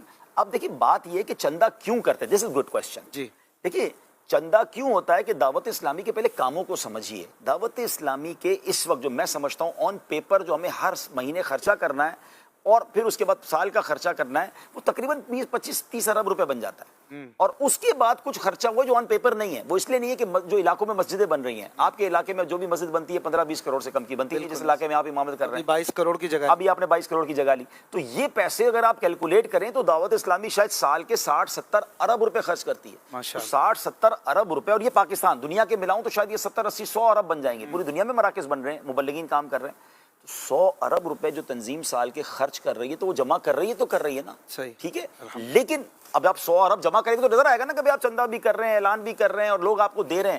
آپ کو خرچہ بھی نظر آنا چاہیے کہ وہ خرچ ہو رہا ہے. اور رہی بات, ہم اتنا نیک ٹو نیک چلتے ہیں, یہ لائیو کرنے والی بات نہیں ہے, ورنہ کل کی رپورٹ ہے, کیونکہ میں HR کا نگران ہوں, آپ کو بتا رہا ہوں کہ لوگ سمجھتے ہیں کہ بہت پیسہ ہمارے پاس آتا ہے. میں کل کی رپورٹ دے رہا ہوں کہ کل 8 تاریخ تھی, آج شاید انگلش 9 تاریخ تھی. 8 تاریخ تک ہمارے پاکستان کے 2 شہروں, نام لوں تو مزہ نہیں آئے گا لیکن چلو لے لیتا ہوں, ناراض نہیں ہونا شہر والوں, فیصل آباد میں اور حیدرآباد میں ہمارے کچھ امپلائیز کو سیلری نہیں ملی تھی.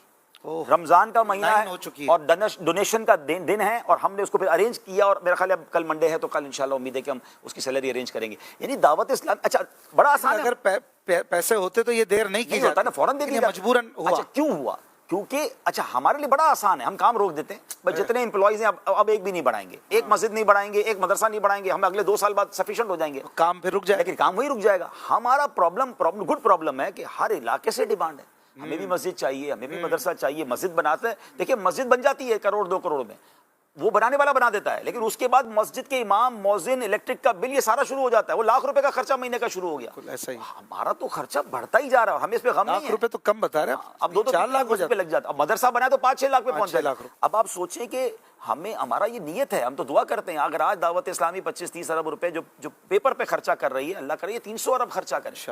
ہم نے کام تھوڑی روکنا ہے, اللہ پاک مددگار بھیجے گا. یہاں تک بھی تو اللہ نے پہنچایا نا, آگے بھی رب نے پہنچانا ہے. تو یہ دیکھیں کلیش جو ہوتا ہے نا اشفاق بھائی, یہ آپ ہمیشہ یاد رکھیں, باقی ناظرین بھی سن لیں. جب آپ کام کرتے ہیں نا بھائی, کاروباری لوگوں سے پوچھیں, جب آپ کی کام میں ترقی ہوتی ہے, آپ کی فیکٹری میں مال بکنا شروع ہو جاتا ہے, تو کیا ساری مارکیٹ آپ کو اچھا کہہ رہی ہوتی ہے؟ حاسدین سامنے آ جاتے ہیں, کاپیز بننا شروع ہو جاتی ہیں, نقل آنا شروع ہو جاتی ہے. تو آپ جب اتنا بڑا دین کا کام کر رہے ہیں تو بیکلیش آئے گا, کچھ لوگوں کو پرابلم ہوگی, کچھ کے مفادات کو ٹھیس پہنچے گی. آپ یا رسول اللہ کہیں گے تو کسی کو ایشو ہوگا, آپ ہر صحابی نبی جنتی کہیں گے تو کسی کے مفاد پہ ضرورت پڑے گی, آپ نبی پاک کی ختم نبوت پر بات کریں گے تو اس لابی کو پرابلم ہوگا. یہ تو جتنا کام بڑھے گا پرابلم آئے گا. دل بڑا رکھنا ہے اور کام کیے جانا ہے. ماشاء اللہ. صاحب یہ مگر یہاں پر یہ سوال میں ایڈ کرنا چاہوں گا کہ کیا جو آپ کے امپلائیز ہیں, ہمارے امپلائیز ہیں, ان کو ٹارگٹ دیا جاتا ہے کہ آپ نے اگر چندہ نہیں کیا تو آپ کی کارکردگی پر یا آپ کے جو بھی جاب اسکیل ہے, سیلری اسکیل ہے, اس پہ کوئی فرق پڑتا ہے, یا ایک ترغیب کے طور پر ہوتا ہے کہ آپ سب بھی کوشش کریں, جیسے والنٹیئرز کر رہے ہیں آپ بھی کریں؟ دیکھیں ٹارگٹ تو دیے جاتے ہیں کہ آپ اتنا کریں, لیکن کوئی نہیں کرتا تو اس کی تنخواہ نہیں کاٹی جاتی, اس پر اس کو فارغ نہیں کیا جاتا. فورس ایسا کچھ بھی نہیں ہے, ایسا اگر تو ہے مثال تو سامنے آ جائے. دیکھیں 40,000 امپلائیز ہیں, ان 40,000 امپلائیز کی ہو سکتا ہے کہ 3,000 سپروائزر ہوں, ان سپروائزر میں کوئی ایک بندہ ہو سکتا ہے جو تربیت اس کی درست نہ ہوئی ہو, اس نے کوئی ایسا جملہ کہہ دیا ہو, تو آپ کبھی بھی 1-2% کے اوپر فیصلہ نہیں کر سکتے پوری آرگنائزیشن کا. آپ کے پاس ہزاروں, آپ کی مسجدوں میں امام دعوت اسلامی کے لگے ہوئے, ان سے پوچھ لیں کب ان کو یہ کہا گیا کہ بھائی آپ نماز چھوڑیں, آپ چندہ کریں, چندہ نہیں کریں گے تو جاب سے نکال دیں گے. ہمارے ہزاروں امپلائیز ایسے جو سال میں 1 روپیہ جمع نہیں کرتے, بالکل, اور وہ چل رہے ہیں کیونکہ ان کا کام چندہ جمع کرنا نہیں ہے نا, ان کو امامت کے لیے رکھا ہے, ان کو تلاوت کے لیے رکھا ہے, ان کو بچوں کو پڑھانے کے لیے رکھا ہے, وہ اپنا وہ کام پورا کر رہے ہیں. تو ہم کون ہوتے ہیں اس کو نکالنے کی؟ شرعن اجازت نہیں ہے ہمیں اس بات کی. ماشاءاللہ, بڑی اچھی وضاحت ہو گیا. صاحب آپ کے دنیا بھر میں فینز ہیں اور آپ کو ہر طرح سے بہت الگ الگ انداز سے چاہتے ہیں. ابھی بھی میں دیکھ رہا تھا فیس بک پر, میں نے تھوڑی دیر کے لیے کھولا آپ کی گفتگو کے دوران, کیا سوال آ رہے ہیں. تو کوئی پوچھ رہا ہے آپ کا پسندیدہ رنگ کیا ہے, کوئی کہہ رہا ہے کھانے میں کیا پسند ہے, 70 میں سے کون سا ملک سب سے زیادہ اچھا لگا. اب ایک کا جواب تو خیر ہم کیا لیں گے, لیکن آپ کے فینس کبھی ملتے ہیں تو کوئی ایسا کبھی ہوا کسی نے بہت تنگ کیا ہو, جیسے میں تنگ کر رہا ہوں ابھی آپ. نہیں نہیں، آپ تو پیار کرتے ہیں اور فینس بھی پیار میں ہی تنگ کرتے ہیں. بعض اوقات انداز وہ ہوتا ہے جو وہ اریٹیٹ کر دیتا ہے، ان کو مجھے ایسا لگتا ہے کہ وہ بھی ان کو نہیں پتا ہوتا کہ کیسے کرنا ہے نا. کچھ لوگ بیچارے اتنا ایکسائٹیڈ ہو جاتے ہیں کہ ان کو یہ نہیں پتا ہوتا بات کیا کرنی ہے. مل تو لیتے ہیں لیکن وہ بیچارے وہ بات پراپر نہیں کر پاتے، تو یہ ہو جاتا ہے. چلیں باقی سوالوں کا جواب تو رہنے دیں، لیکن سب پوری دنیا گھومنے کے بعد بھی یہی سمجھ آتا ہے کہ سفر مدینے دا ہر وار بڑا سبحان سوہا. اللہ. مدینے کی کیا بات ہے، پوری دنیا دیکھی مگر مکہ مدینہ جیسا دنیا میں کوئی نہیں ہے، اور واقعی بار بار جانے کو جی چاہتا ہے. واہ. 1000 بار جا چکی ہوں پھر بھی جانے کو جی چاہتا ہے. اللہ آپ کو اور مجھے بار بار اچھا، مدینہ شریف کی اپنی بات ہے، اس کے علاوہ اگر کوئی ایک ملک کا آپشن آپ کو دیا جائے پاکستان اور مدینہ کے علاوہ، تو جو کیا آپ کو بہت مجھے ترکی بڑا پسند ہے. ترکی. اور اس کی بھی وجہ ہے کیونکہ ایک تو وہاں کھانے حلال ملتے ہیں، آپ کے لیے آسان ہے. دوسرا یہ کہ وہ مزارات بڑے کمال کے ہیں، موسم اس کا بہت اچھا ہے، صفائی ستھرائی ہے. تو آپ کو یوں سمجھیے کہ جو یورپ کا ٹیسٹ ہے وہ ایک اسلامک ملک میں مل جاتا ہے، صفائی، موسم، اور آپ کو پھر ماشاءاللہ مساجد مل جاتی ہیں، حلال کھانا مل جاتا ہے. تو مسلمان کے لیے جس کو نماز پڑھنی ہے اور جس کو حلال کھانا ہے، یہ دو چیزیں تو مین ہیں. آپ دنیا میں کہیں بھی چلے جائیں، آپ کو نماز پڑھنے کے لیے جگہ ہی نہ ملے، وضو کے لیے پرابلم ہو رہی ہو اور آپ کو کھانا کھانے کا ٹینشن ہو، تو یہ دو چیزیں ہو جاتے ہیں، پھر زندگی آسان ہو جاتی ہے. ویسے تو سارے مفتیان کرام اپنی جگہ پر، مفتی قاسم صاحب کا ذکر کرتے ہی آپ کا چہرہ کھل جاتا ہے، آپ کی دوستی اور پیار بڑا نظر آتا ہے. اس کی کیا وجہ ہے؟ مفتی صاحب سے الحمدللہ یوں قرب ہوا کہ ہماری دوستی مکہ مدینے میں ہوئی نا. ہمارا پہلا حج جنوری، ہم دونوں نے، مفتی صاحب کا شاید وہ پہلا حج تھا اور ہم حج پہ ساتھ تھے. اور مفتی صاحب بڑے کمال کے آدمی ہیں. میں آپ کو بتاؤں، وہ سپر، وہ کیا کہتے ہیں، یعنی آپ جب ان کے ساتھ ٹریول کرتے ہیں نا تو وہ پھر اپنا آپ کے اپنے حوالے کر دیتے ہیں. اچھا. انہوں نے مجھے جس طرح ٹریٹ کیا نا اس حج میں، وہ میرے لیے بڑا یونیک تھا. میں اتنا بڑا ذمہ دار بھی نہیں تھا، مگر ان کو شاید کسی نے بتا دیا کہ انہوں نے کئی سارے حج کیے ہوئے. تو وہ جو بھی ان سے کوئی پوچھتا نا، شرعی مسائل کی بات نہیں کر رہا کہ اب کب جانا ہے، تجرباتی مسائل، وہ کہ عبدالحبیب بھائی سے پوچھے. تو مجھے لگا کہ یار اتنے بڑے مفتی صاحب، پھر ہمارا کھانا پینا اٹھنا بیٹھنا 25-30 دن ساتھ رہے. اس کے بعد پھر اپنے ٹریول بھی بہت کیے. مفتی صاحب کے ساتھ میرے کئی ٹریول ہوئے انٹرنیشنل، یورپ کے ٹریول لور ہیں. ہاں مفتی صاحب بھی بہت ٹریول، اب تو بہت زیادہ کرنے لگے ہیں ماشاءاللہ. اب اکیلے کرتے ہیں، شکوہ ہے ان سے نہیں لے جاتے مجھے لیکن یہ کہ ٹریول ماشاءاللہ بہت کرنے لگے، اور اللہ ان کو جزائے خیر دے.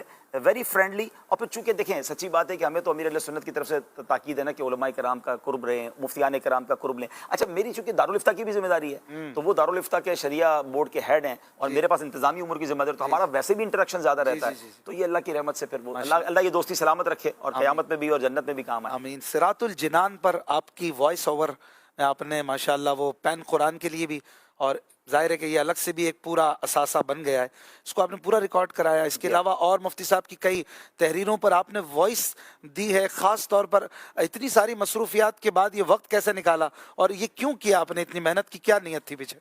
اللہ اخلاص نصیب فرمائے. اصل میں جب میں قرآن پاک کا ترجمہ سنتا تھا نا، حاجی مشتاق کی آواز میں کنز الایمان تھا، تو مجھے بڑی خواہش تھی کہ کبھی میں بھی ترجمہ قرآن آواز میں ریکارڈ کراؤں. اچھا، نہ میں مدنی چینل پر میری کوئی نعت آتی تھی، نہ میری کوئی آواز کا ایسا تھا، بیان وغیرہ تو کرتا تھا. تو مجھے اچانک پتا چلا کہ مدنی چینل کی مجلس کو ایک ایسی وائس کی تلاش ہے کہ جس میں کنز الایمان کا ترجمہ ریکارڈ ہونا ہے. پہلے کنز الایمان ریکارڈ ہوا. صحیح. تو اسد بھائی اس کے، اچھا اتفاق ہے مجلس کی ذمہ داری میرے پاس تھی، تو میں نے اسد بھائی کو کہا دیکھیں میں نگران ہوں، اس لیے نہیں، آپ میرا سیمپل لیں وائس کا اور آپ جہاں سے بھی چیک کروائیں، 3-4 جو بھی آپ کے ہوں، آپ مجھے بھی موقع دیں. اگر میں پاس ہو جاؤں تو میری آواز ٹیکنیکل چیک کرو. ہاں، مجھے اگر آپ موقع دیں گے تو میں کرنا چاہتا ہوں. اچھا. تو باقاعدہ انہوں نے مجھ سے وائس لی، پھر انہوں نے مشورے کیے، میرے بغیر مشورے کیے، اور انہوں نے کہا کہ آپ کی وائس ہم نے اپروو کی، آپ کنز الایمان ریکارڈ کرائیں. کنز الایمان شریف ریکارڈ کرایا تو بڑا مزہ آیا کہ یار مجھ جیسے حقیر کی آواز میں اتنا بڑا ترجمہ. اور پھر لوگوں نے سننا شروع کر دیا، مدنی چل پر چلنا شروع ہو گیا. تو پھر اس کے بعد مفتی قاسم صاحب نے کنز العرفان لکھا، تو میں نے پھر کہا مجھے کنز العرفان کا بھی موقع دیں. پھر کنز العرفان کا ترجمہ ہو گیا. اب لوگوں نے کہا بھئی ہم ترجمہ تو سن لیتے ہیں، ہم تفسیر بھی سننا چاہتے ہیں.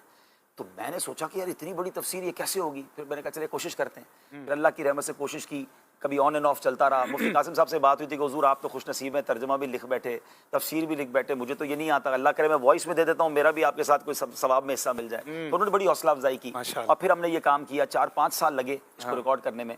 تو آلموسٹ 127 گھنٹوں میں آپ پوری تفسیر قرآن صراط الجنان سن سکتے ہیں. وہ یوٹیوب پر بھی موجود ہے، تفسیر قرآن صراط الجنان کی اپلیکیشن پر بھی موجود ہے، اور پھر یہ جو آپ نے بتایا کہ پین قرآن میں ہے. اب الحمدللہ میں مفتی صاحب نے 2 جلدوں پر تفسیر قرآن دوسری لکھ دی ہے، تعلیم القرآن. تو اب رمضان میں بھی ہم اس کی ریکارڈنگ کیے ہوئے ہیں، شروع کر دی ہم نے. ہم نے الحمدللہ 15 پارے کر دیے ہیں اس کے، اور امید ہے کہ 2-3-4 مہینوں میں. کیا لالچ ہے آپ کو اس کے پیچھے؟ آپ یہ محنت کر رہے ہیں، ویسے آپ ماشاءاللہ اتنے پاپولر ہیں تو آپ کے کافی کام ہیں، اس کے پیچھے بھی کوئی مقصد، کوئی نیت ہے؟ مجھے یہ ہے، ہمیشہ سے ایک رنج رہا ہے کہ میں درس نظامی کرنے کے بعد میں نے اور کیوں نہیں پڑھا. अच्छा, मैं काश, मैं जब मुफ्ती कासिम साहब को देखता हूँ, मुफ्ती फजैल साहब, ये तकरीबन मेरे हम उम्र हैं, माशा। बल्कि मुफ्ती साहब तो उम्र में मुझसे छोटे हैं, मर्तबे अल्लाह में बहुत ताला बड़े हैं। जिससे जिस तरह का काम मुझे लेना। ऐसा लगा कि यार मैं भी पढ़ता ना तो कुछ, अच्छा। चले मैं इल्म में और आगे बढ़ता। तो अब किताब तो लिख नहीं सकते, तर्जमा कर नहीं सकते, तो चले आवाज ही अगर अल्लाह करे कबूल हो ये जाए, हमेशा रहेगी, हमेशा सबका जारिया क्योंकि बनेगा। कुरान ऐसी चीज है ना, वो तो उसको हमेशा। फिर मैंने एक किस्सा है कुरान से, वो मैंने रिकॉर्ड करवाया, ए ईमान वालों रिकॉर्ड करवाया, जो सारी वो आयतें थी। तो इसीलिए कि चले किसी तरह हम दुनिया से चले जाएंगे, कोई सुनेगा। मुझे बाद में जो इसका बेनिफिट नजर आया ना, जब दुनिया भर में ट्रेवल किया, मुझे नाबीना मिले, और जो उन्होंने दुआएं दी कि हम तो तफसीर कभी पढ़ ही नहीं सकते थे, अच्छा। अब हम सुन रहे हैं। कई वो लोग हैं जिनको उर्दू पढ़ना नहीं आती, कई ममालिक के वो लोग हैं जो उर्दू समझ सकते हैं, पढ़ नहीं सकते, तो उनको बड़ा फायदा होने लग गया। तो अल्हम्दुलिल्लाह इसकी बिना पर अब बड़ी खुशी होने लगी कि लोग सुन रहे हैं। अल्लाह करे मेरे लिए सदका जारिया बन जाए। ऐसा कंजुल इरफान की बात हुई, मैं एक सवाल करूंगा। अमीर अहले सुन्नत फरमाते हैं दावत इस्लामी फैज़ान आला हज़रत है। अल्हम्दुलिल्लाह जितना आला हज़रत मदनी चैनल पे हम करते हैं, कहाँ होगा। लेकिन किसी को सवाल ये पैदा होता है, कंजुल ईमान के होते हुए कंजुल इरफान की क्या जरूरत पेश आई? मुफ्ती कासिम साहब ने एक तर्जमा किया, कंजुल ईमान था ना सुन्नियों के पास। देखिए, यूँ तो फिर आला हज़रत ने बहुत सारे फतावा की किताबें लिखी, उसके बाद फिर फतवे भी बंद कर देने चाहिए थे। हदीसों की बहुत सारी शरह हो चुकी है, आज भी बुखारी शरीफ की शरह हो रही है, आज भी सियासत्ता की शरह हो रही है। वो बड़े बड़े इमाम थे जिन्होंने की। जी। ज़माना बदलने के साथ साथ बहुत चीज़ें अंडरस्टैंड करना मुश्किल हो जाता है। जिन्होंने कंजुल ईमान पढ़ा है और जिन्होंने कंजुल इरफान पढ़ा है, फ़र्क उन्हें समझ आएगा। जिन्होंने नहीं पढ़ा ना, वो फिर शायद उनको पता नहीं चलेगा कि ये पूरा का पूरा फैज़ान कंजुल ईमान ही है। मगर कंजुल ईमान के जो मुश्किल अल्फाज थे, अमीर मुफ्ती साहब ने तो इसके स्टार्ट में लिखा है कि मैंने ये तर्जुमा कुरान आला हज़रत के कंजुल ईमान के फैज़ान के जरिए ही लिखा, और उसी को आसान करने की तस्हील की है। और फिर आज की उर्दू में, वो पुरानी 100 साल पुरानी उर्दू में अब भी कई अल्फाज है जो हम जैसे लोगों को समझना मुश्किल थे, तो वो आसान हो गए माशाल्लाह। आप बयानात में जब कंजुल इरफान बयान कर रहे हैं तो बहुत इजीली चीज़ों को समझा पाते हैं। तो अल्हम्दुलिल्लाह आला हज़रत के बगैर तो हम कुछ भी नहीं है। और एतराज़ करने वाला सोचे कि मकसद क्या है, लोगों को समझाना या सिर्फ कंजुल ईमान से अकीदत।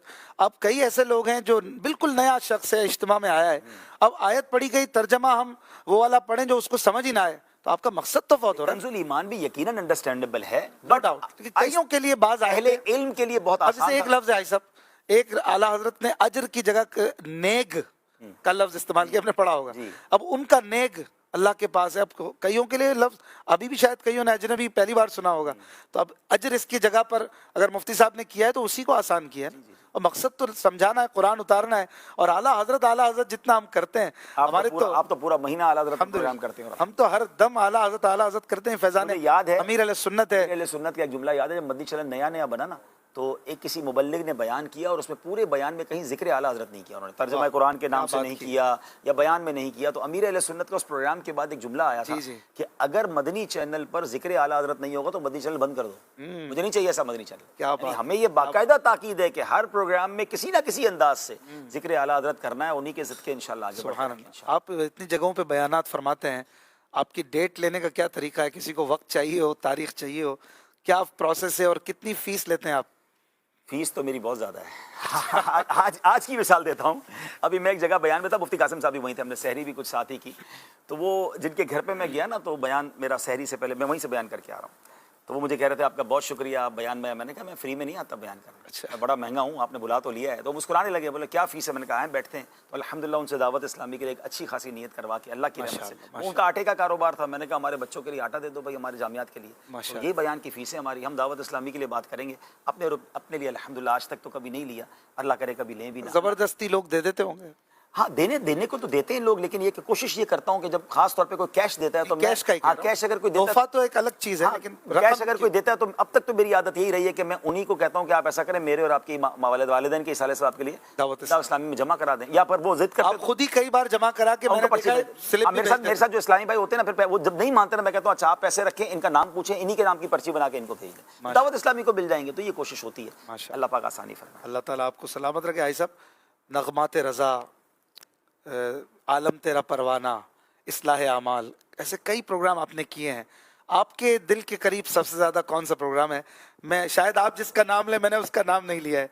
नहीं, मैं जो लोगों के लिए भी बड़ा पसंदीदा और साल का एक बड़ा ही माया नाज प्रोग्राम है। नो डाउट नगमात रज़ा तो मेरी जिंदगी का यादगार प्रोग्राम है, और मुझे इसलिए याद है मैं शायद दोबारा करूंगा उसको। अच्छा, हाँ, मेरी बिल्कुल दोबारा नहीं है कैमरों के हाँ, और क्योंकि वो हमने माशाल्लाह हमारा गेटअप भी, क्योंकि नगमात रज़ा में ऐसा कई बार हुआ अशफाक भाई کہ ایک تو پروگرام کے دوران ہمارے اسٹوڈیو میں سسکیوں کی آوازیں ہوتی تھیں اور کئی بار ایسا ہوا کہ پروگرام ختم ہو گیا, اچھا. کیمرے بند کیے اور وہیں دوبارہ نعت خوانی شروع ہو گئی, کیونکہ وہ کلام میں اتنا مزہ آ رہا تھا, ہم نے کہا اور دوبارہ پڑھتے ہیں, اور ہم کھڑے نہیں ہوتے تھے پروگرام کر کے. وہ بڑے دل سے ہوا پروگرام, وہ اتنا مزہ آیا. اعلیٰ حضرت تو کمال کرتے ہیں نا, وہی والی بات ہے, اعلیٰ حضرت کی آپ بات کر رہے تھے, ہم نے وہ نیت ہی یہ تھی میری.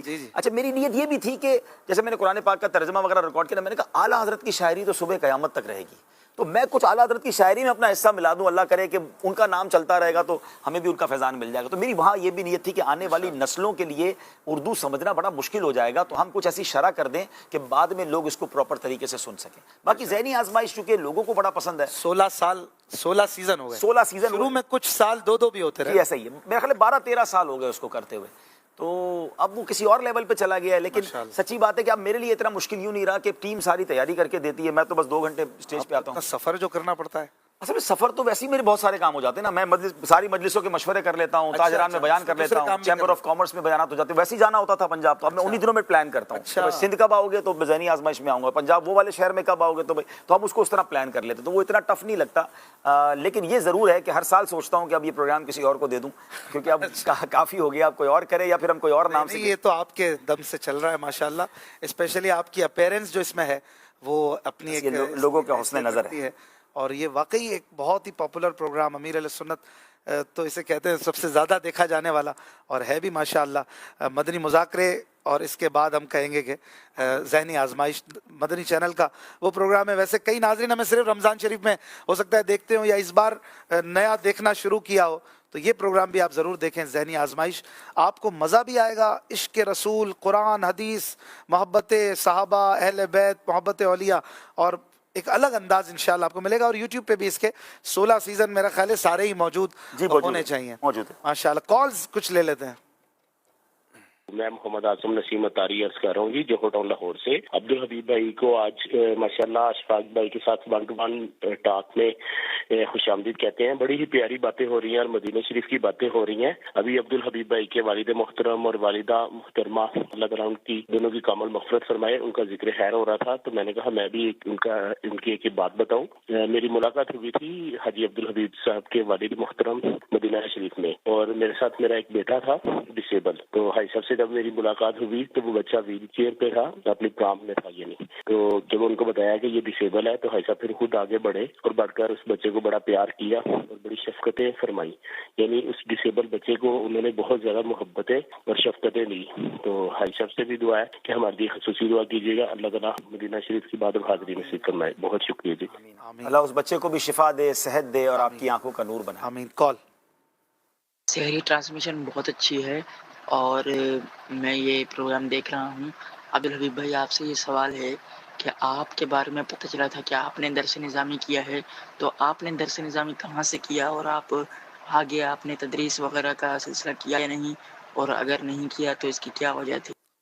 میرا خیال اس کا جواب ہو گیا ہے. دارالعلوم امجدیہ سے میں نے درس نظامی کیا, اور تدریس کا اس وقت ذہنی نہیں تھا, اس وقت کاروباری لوگ تھے, ہم نے تو درس نظامی کر لیا, اور پھر اس کے بعد دعوت اسلامی کی ذمہ داریاں ملتی چلی گئیں, تو پھر اس طرف آ گئے, تو وہ موقع ملا نہیں.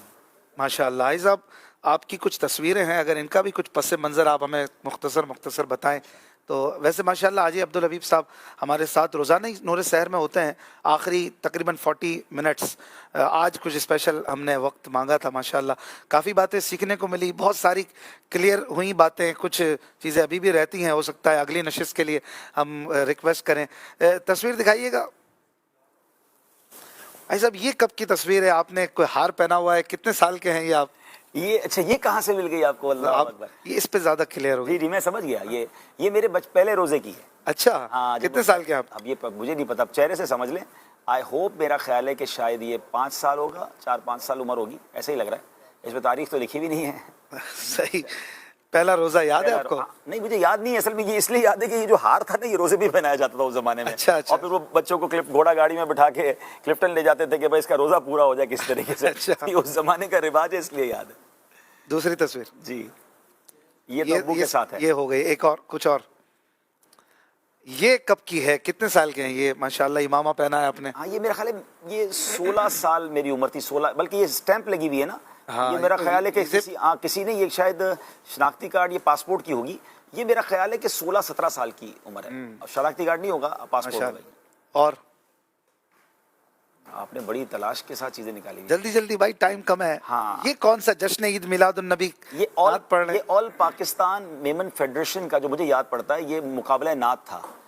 اور اس مقابلہ نعت میں میں آپ کو ایک اور خوبصورت سی بات بتا دیتا ہوں کہ اس میں اویس قادری بھائی بھی تھے. اچھا ماشاء اللہ. اور اویس بھائی فرسٹ آئے تھے. اور اچھا وہ مقابلے میں تھے؟ مقابلے میں تھے. ہاں ان کی عمر بھی ظاہر اتنی زیادہ نہیں تھی, مطلب وہ مجھ سے 4-5 سال ہی بڑے ہیں. اچھا وہ یہاں اس میں نظر نہیں آ رہے, لیکن مجھے جو یاد ہے اچھا وہ بھی وہ تو پھر جیت گئے ہوں گے. ہاں فرسٹ وہی آئے تھے اس وقت سے ماشاءاللہ کا ماشاءاللہ وہ فرسٹ آئے تھے اور میں تھرڈ آیا تھا, تو مجھے وہ یہ یہاں پر تحفہ ملا تھا. ماشاءاللہ. آپ بھی مطلب تب سے نعتیں پڑھ رہے ہیں؟ میں نے کہا نا وہ چھوٹا جب امیر علی سے ساتھ تھا نا تب بھی میں نعتیں پڑھتا تھا, تو شوق تھا. پھر اسکول میں بھی مقابلوں میں حصہ لیا. ہمارا یہ سوال بھی تھا کہ بیان کرتے کرتے اچانک آپ نے نعتیں شروع کی اور ریلیز بھی ہوئی, اور نعت پروڈکشن جو ہمارا نعتوں کا یوٹیوب چینل ہے اس پر سب سے زیادہ دیکھے جانے والے آپ کے ہی کلام ہیں اور ملینز میں ہیں, بلکہ کروڑوں میں کہہ سکتے ہیں کہ ایک کلام تو ماشاءاللہ 50 ملین پلس ہو چکا ہے. تو یہ شوق بچپن سے ہی تھا. ہاں پھر آپ نے یہاں بھی, مجھے لوگ کہتے ہیں کہ یہ مبلغ کے اندر سے نعت خواں کہاں سے نکلا, تو بھائی میں نعت خواں ہی تھا. مجھے تو نعتوں کے لیے لوگ بلاتے تھے, پھر میں بیان کی طرف آ گیا تو کوئی نعت ہی نہیں پڑھاتا تھا. آپ لوگوں نے پھر موقع دے دیا تو تھوڑی بہت پڑھ لیتے ہیں ماشاءاللہ. اور دکھائیے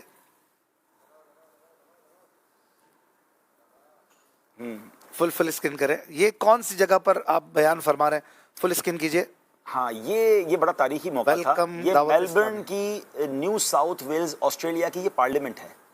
یہ پارلیمنٹ میں مجھے اسپیچ کا موقع ملا تھا جب میں پہلی بار آسٹریلیا گیا, اور وہاں یہ ہوا کہ پارلیمنٹیرین سے ملاقات ہوئی تو انہوں نے کہا کہ اسلام کے بارے میں یہ بہت ساری باتیں ہو رہی ہیں, تو آپ ہماری پارلیمنٹ میں خطاب کریں. اچھا. اور وہاں میرا ٹاپک تھا Islam is not a problem of the world, Islam is the solution of the world. یہ میں نے انگلش میں بیان کیا تھا, کچھ اردو انگلش ملا کے, تو بہت بڑی تعداد میں لوگ آئے تھے اور اللہ کی رحمت سے بہت زیادہ دعوت اسلامی کی بھی, نیکلامی اور اسلام کے حوالے سے کچھ پرسیپشن کلیئر کرنے کی. ماشاءاللہ. اور دکھائیے یہ جلوس لے کر آپ کہیں نکل رہے ہیں ماشاءاللہ. یہ ربیع الاول کا مہینہ تھا اس لیے ہمارے ہاتھ میں پرچم تھے, اور یہ ہم ترکی میں ہیں. ترکی یہ ہمارا ترکی کا پہلا قافلہ تھا, اور یہ زندگی کا یادگار قافلہ ہے. اس کی تفصیل ہم نے پہلے بیان کی ہوئی ہے, لیکن یہ بڑا کمال کا ایک قافلہ تھا. اور دیکھیں کہ اسلام کے ساتھ ماشاءاللہ یہ کسی درخت کے پاس آپ کھڑے ہیں. ہاں یہ بھی بڑا میری زندگی کے یادگار لمحات میں سے ہے کہ یہ وہ درخت ہے جو نبی پاک علیہ الصلوۃ والسلام نے جس درخت کے نیچے جو ہے وہ آرام کیا تھا, اور پھر یہ جارڈن کے اندر درخت ہے جو اس وقت سے الحمدللہ موجود ہے اور یہ آباد ہے, اور دنیا اس کی زیارت کرنے جاتی ہے. ماشاءاللہ. اور دکھائیے یہ غالباً آپ کی والدہ کے جی والدہ کے انتقال کے بعد جو ہے نا, جب مجھے یاد پڑتا ہے کہ ہم ہر جمعرات کو جاتے تھے اور رات محفل کرتے تھے ان کی قبر پہ. والد صاحب بھی ہیں, والد صاحب بھی ساتھ ہیں, اور ہم سب جا کے بیٹھتے تھے اور وہ نعت خوانی کرتے تھے. ماشاءاللہ. ابھی بھی آپ کا معمول ہے؟ جی میں ماں باپ کرتا ہوں کہ جب بھی پاکستان میں ہوتا ہوں, کراچی میں ہوتا ہوں, تو ہر جمعے حاضری دیتا ہوں. ماشاءاللہ. اور دکھائیے ٹرین اسٹیشن ہے اور یہاں پہ جماعت سے آپ نماز پڑھ رہے ہیں, یہ کچھ یاد ہے؟ غالباً یہ ہندوستان کا ہے. اچھا یہ ہندوستان کا ہے, ٹرین بھی وہاں کی ہے. یہ وہاں نماز کا ٹائم ہوگا تو ہم سب مل کے. اور دکھائیے امیر علیہ سنت کے ساتھ آپ نے ماشاءاللہ کچھ پروگرامز اس طرح سے کیے تھے, اس کے کیا مقصد تھے, اور اس میں کافی آپ نے باتیں کلیئر کروائی تھیں. اصل میں اس سے پہلے بھی میں نے ایک پروگرام کیا, اس سے پہلے میرے لیے زیادہ مشکل تھا. یہ تو بڑے شفیق ہیں میرے ساتھ, پہلے ویسی بڑی پریویلیج دیتے ہیں, لیکن شاید غلط فہمیاں, اس کا نام غلط فہمی ہے. اور یہ ضرور دیکھیے مدنی چینل کے ناظرین, یوٹیوب پر ہے, 2-3 ایپیسوڈ موجود ہیں, آپ اس کو دیکھیں. بہت سارے پرابلم تو آپ کے وہیں وسوسے ختم ہو جائیں گے. اس سے پہلے میں نے ایک پروگرام کیا تھا امیر علیہ سنت کی کہانی ان کی زبانی. اچھا. وہ میرے لیے جو ہے نا زندگی کا بڑا یادگار تھا کہ مجھے ہوسٹ کرنا تھا, اور میری جو کیفیت تھی میں جانتا ہوں کیونکہ بہت پرانی بات ہے وہ. اس کے 2-3 ایپیسوڈ میں نے کیے, پھر اس کے بعد نیران شورا نے اس کو ہوسٹ کیا, اور بھی مبلغین نے کیا, تو وہ کنٹینیو چلا. لیکن یہ غلط فہمیاں جو تھا نا, یہ تھوڑا سا پوڈ کاسٹ اسٹائل تھا, تھوڑا سا کراس چلنا تھا. اچھا مجھے جو انسٹرکشن تھی کہ آپ نے بالکل کراس چلنا ہے, میں نے کہا یار پبلک مجھے مارے گی کہ امیر علیہ سے کیسے باتیں کر رہے ہو, باہر بھی تو جانا ہے میں نے. کہہ رہے نہیں, جو اعتراض ہے سارے بولنے ہیں آپ نے. تو میں کبھی کبھی تھوڑا سا وہ ادب والا یا جس کو زیادہ, تو مجھے کہا جاتا نہیں بھائی آپ اس کو پوڈ کاسٹ اسٹائل رکھے. تو میں نے کہا پھر کسی اور سے کرا لو بھائی, میں بھی مرید ہوں, میرے بھی پیر و مرشد ہیں. تو بہرحال جیسا بھی ہوا, لیکن لوگوں نے پسند کیا, بہت اچھا رہا. جی. یہ کسی مزار شریف پر آپ بیٹھے ہیں؟ ہاں یہ میرا خیال ہے میں نے بہت سلسلے کیے ہیں, مطلب مزارات مقدسہ, اور عراق میں اور ترکی میں. تو یہ کسی مزار کا ہے, ایگزیکٹلی مجھے نہیں پتا. ماشاءاللہ. یہ آپ جگہ جہاں بھی جاتے تھے ان کی سیرت بیان کرتے تھے؟ ہم ہمارے زیارات مقامات مقدسہ سلسلہ ہے, جس پہ الحمدللہ دنیا کے 7-8 ملکوں میں ہم نے جا کر وہاں کے مزارات اور مقدس مقامات کو ریکارڈ کیا ہے. تو وہ آپ اس کو دیکھیں ماشاءاللہ. اور دکھائیے یہ کسی شخصیت کے ساتھ آپ بیٹھے ہیں؟ یہ ایجپٹ کا ہے, اور جو مجھے یاد پڑتا ہے وہاں کے بہت بڑے شیخ الحدیث سے ہم ان سے ملنے گئے تھے مصر میں. ماشاءاللہ. اور دکھائیے یہ کیا بات کر رہے ہیں آپ؟ بات تو یاد نہیں, میرا بیٹا ہے, ہو سکتا ہے ہم کسی محفل میں ہوں گے یا کسی دعوت میں ہوں گے تو کچھ انسٹرکشن ہی دے رہا ہوں گا, لیکن ایگزیکٹلی تو یاد نہیں ہے. چلیں آگے بڑھائیں. फुल दिखाइए, ये आप क्या कर रहे हैं, ये किस मुल्क में है?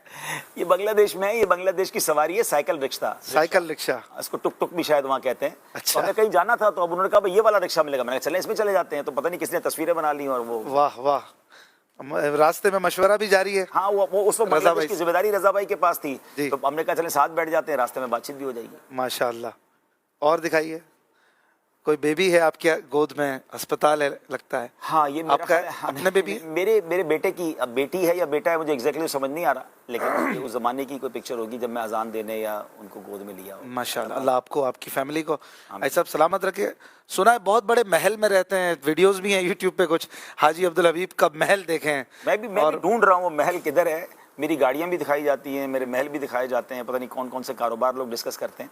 नो डाउट अल्लाह ने बहुत अच्छा घर मुझे दिया, लेकिन मैं किसी बिल्डिंग में, इमारत में, फ्लैट में रहता हूँ। फ्लैट में रहता हाँ, लेकिन ऐसा नहीं कि महल्लात हैं, लेकिन अगर किसी के महल्लात भी हैं और उसने हलाल तरीके से कमाए, यानी हम ये क्यों चाहते हैं कि दीन का काम करने वाला गरीब ही होना चाहिए। अगर अब ये ट्रेंड बना देंगे ना अशफाक भाई, तो आइंदा पैसे वालों के बच्चे दीन का काम नहीं करेंगे। ऐसा ही। क्योंकि अगर इसका मतलब तो ये हुआ कि अगर दीन का मुबल्लिग किसी को बनना तो पहले अपनी गाड़ियां बेचे, अपने बंगले बेचे और साइकिल और मोटरसाइकिल पर आकर दीन का काम। हम ये ट्रेंड बनाना चाहते हैं। हजरत उस्मान गनी उस वक्त बिलियनर थे, बिल्कुल, और उनको किसी ने नहीं कहा कि आप मालदार क्यों हैं। हम बेशक उनको तो जूती के खाक के बराबर नहीं है, लेकिन हम इस ट्रेंड को बढ़ाएं। अगर हम चाहते हैं कि मालदारों के बच्चे भी दीन का काम करें तो भाई उनको बाय बर्थ पैसे वाले हैं, तो प्रॉब्लम क्या है उनके माल हज़रत से? अब्दुल रहमान बिन औफ के इंतकाल के बाद वो सोना जो आपके विरसे में था वो मतलब हथौड़ों से तोड़ा गया था, कुल्हाड़ों से तोड़ा गया, कुल्हाड़ों और से तोड़ने वालों के हाथों पे छाले पड़ गए, इतना सोना था। तो वो भी तो थे ना, अल्लाह वाले ही थे, यकीनन कोई डाउट ही नहीं है। गौस पाक खुद बड़े मालदार थे, इमाम आज़म हनीफा उस जमाने के बहुत बड़े बिलियनर ताजिर थे। ऐसे ही। तो ये खामखा के लोगों के वसवसों नहीं पालने चाहिए, और दूसरों की टो में पड़े ही क्यों। कई बातें रह गए साहब, और नाजरीन की तो हम कुछ ले ही नहीं सके, और भी बहुत सारी बातें आप चाह रहे होंगे, तो इंशाअल्लाह यार जिंदा सोहबत बाकी नेक्स्ट टाइम हम तो वैसे भी प्रोग्राम में होते हैं कभी कोई, वो तो हमारा टॉपिक चल रहा दूसरा होता है। तो रोजाना इंशाअल्लाह तकरीबन 3 सवा 3 के आसपास हम नूर सहर के एक खूबसूरत मेहमान के साथ गुफ्तगू करते हैं, और निगरान शूरा मौलाना इमरान अत्तारी साहब भी चंद दिनों में हमने वक्त ले लिया है, आपको बताएंगे इंशाअल्लाह। तो आप देखेंगे जानशीन अत्तार खलीफा अमीर अहले सुन्नत से भी आपको मिलवाएंगे इंशाअल्लाह। मैं अशफाक भाई से बात तो नहीं हुई है, लेकिन मैं मदनी चैनल की इंतज़ामिया से भी और अशफाक भाई से गुजारिश करूंगा कि एक प्रोग्राम अशफाक भाई के साथ भी होना चाहिए, और बेशक मुझे होस्ट करने की जिम्मेदारी देंगे तो मैं कर लूँगा, वरना हमारे और जिम्मेदार कर लेंगे। आपको भी लोग सुनना चाहते हैं, आपके बारे में जानना चाहते हैं, तो इंशाल्लाह हम उसको भी प्लान करेंगे इंशाल्लाह। हाई साहब का बहुत बहुत शुक्रिया, आपने वक्त दिया। अल्लाह ताला आपको हर बुरी नज़र से बचाए, और इसी तरह यूं ही चरख़ अहले सुन्नत पर सलामत रहें और अमीर अहले सुन्नत का फैज़ान लुटाते रहें। नाजरीन, अभी नूर सहर टॉक शो की तरफ चलेंगे, और मैं गुजारिश करूँगा हमारे नात ख्वां भाई से, अहमद रज़ा भाई से, हमें एक प्यारी सी नात सुनाए। काफ़ी देर हो गई नात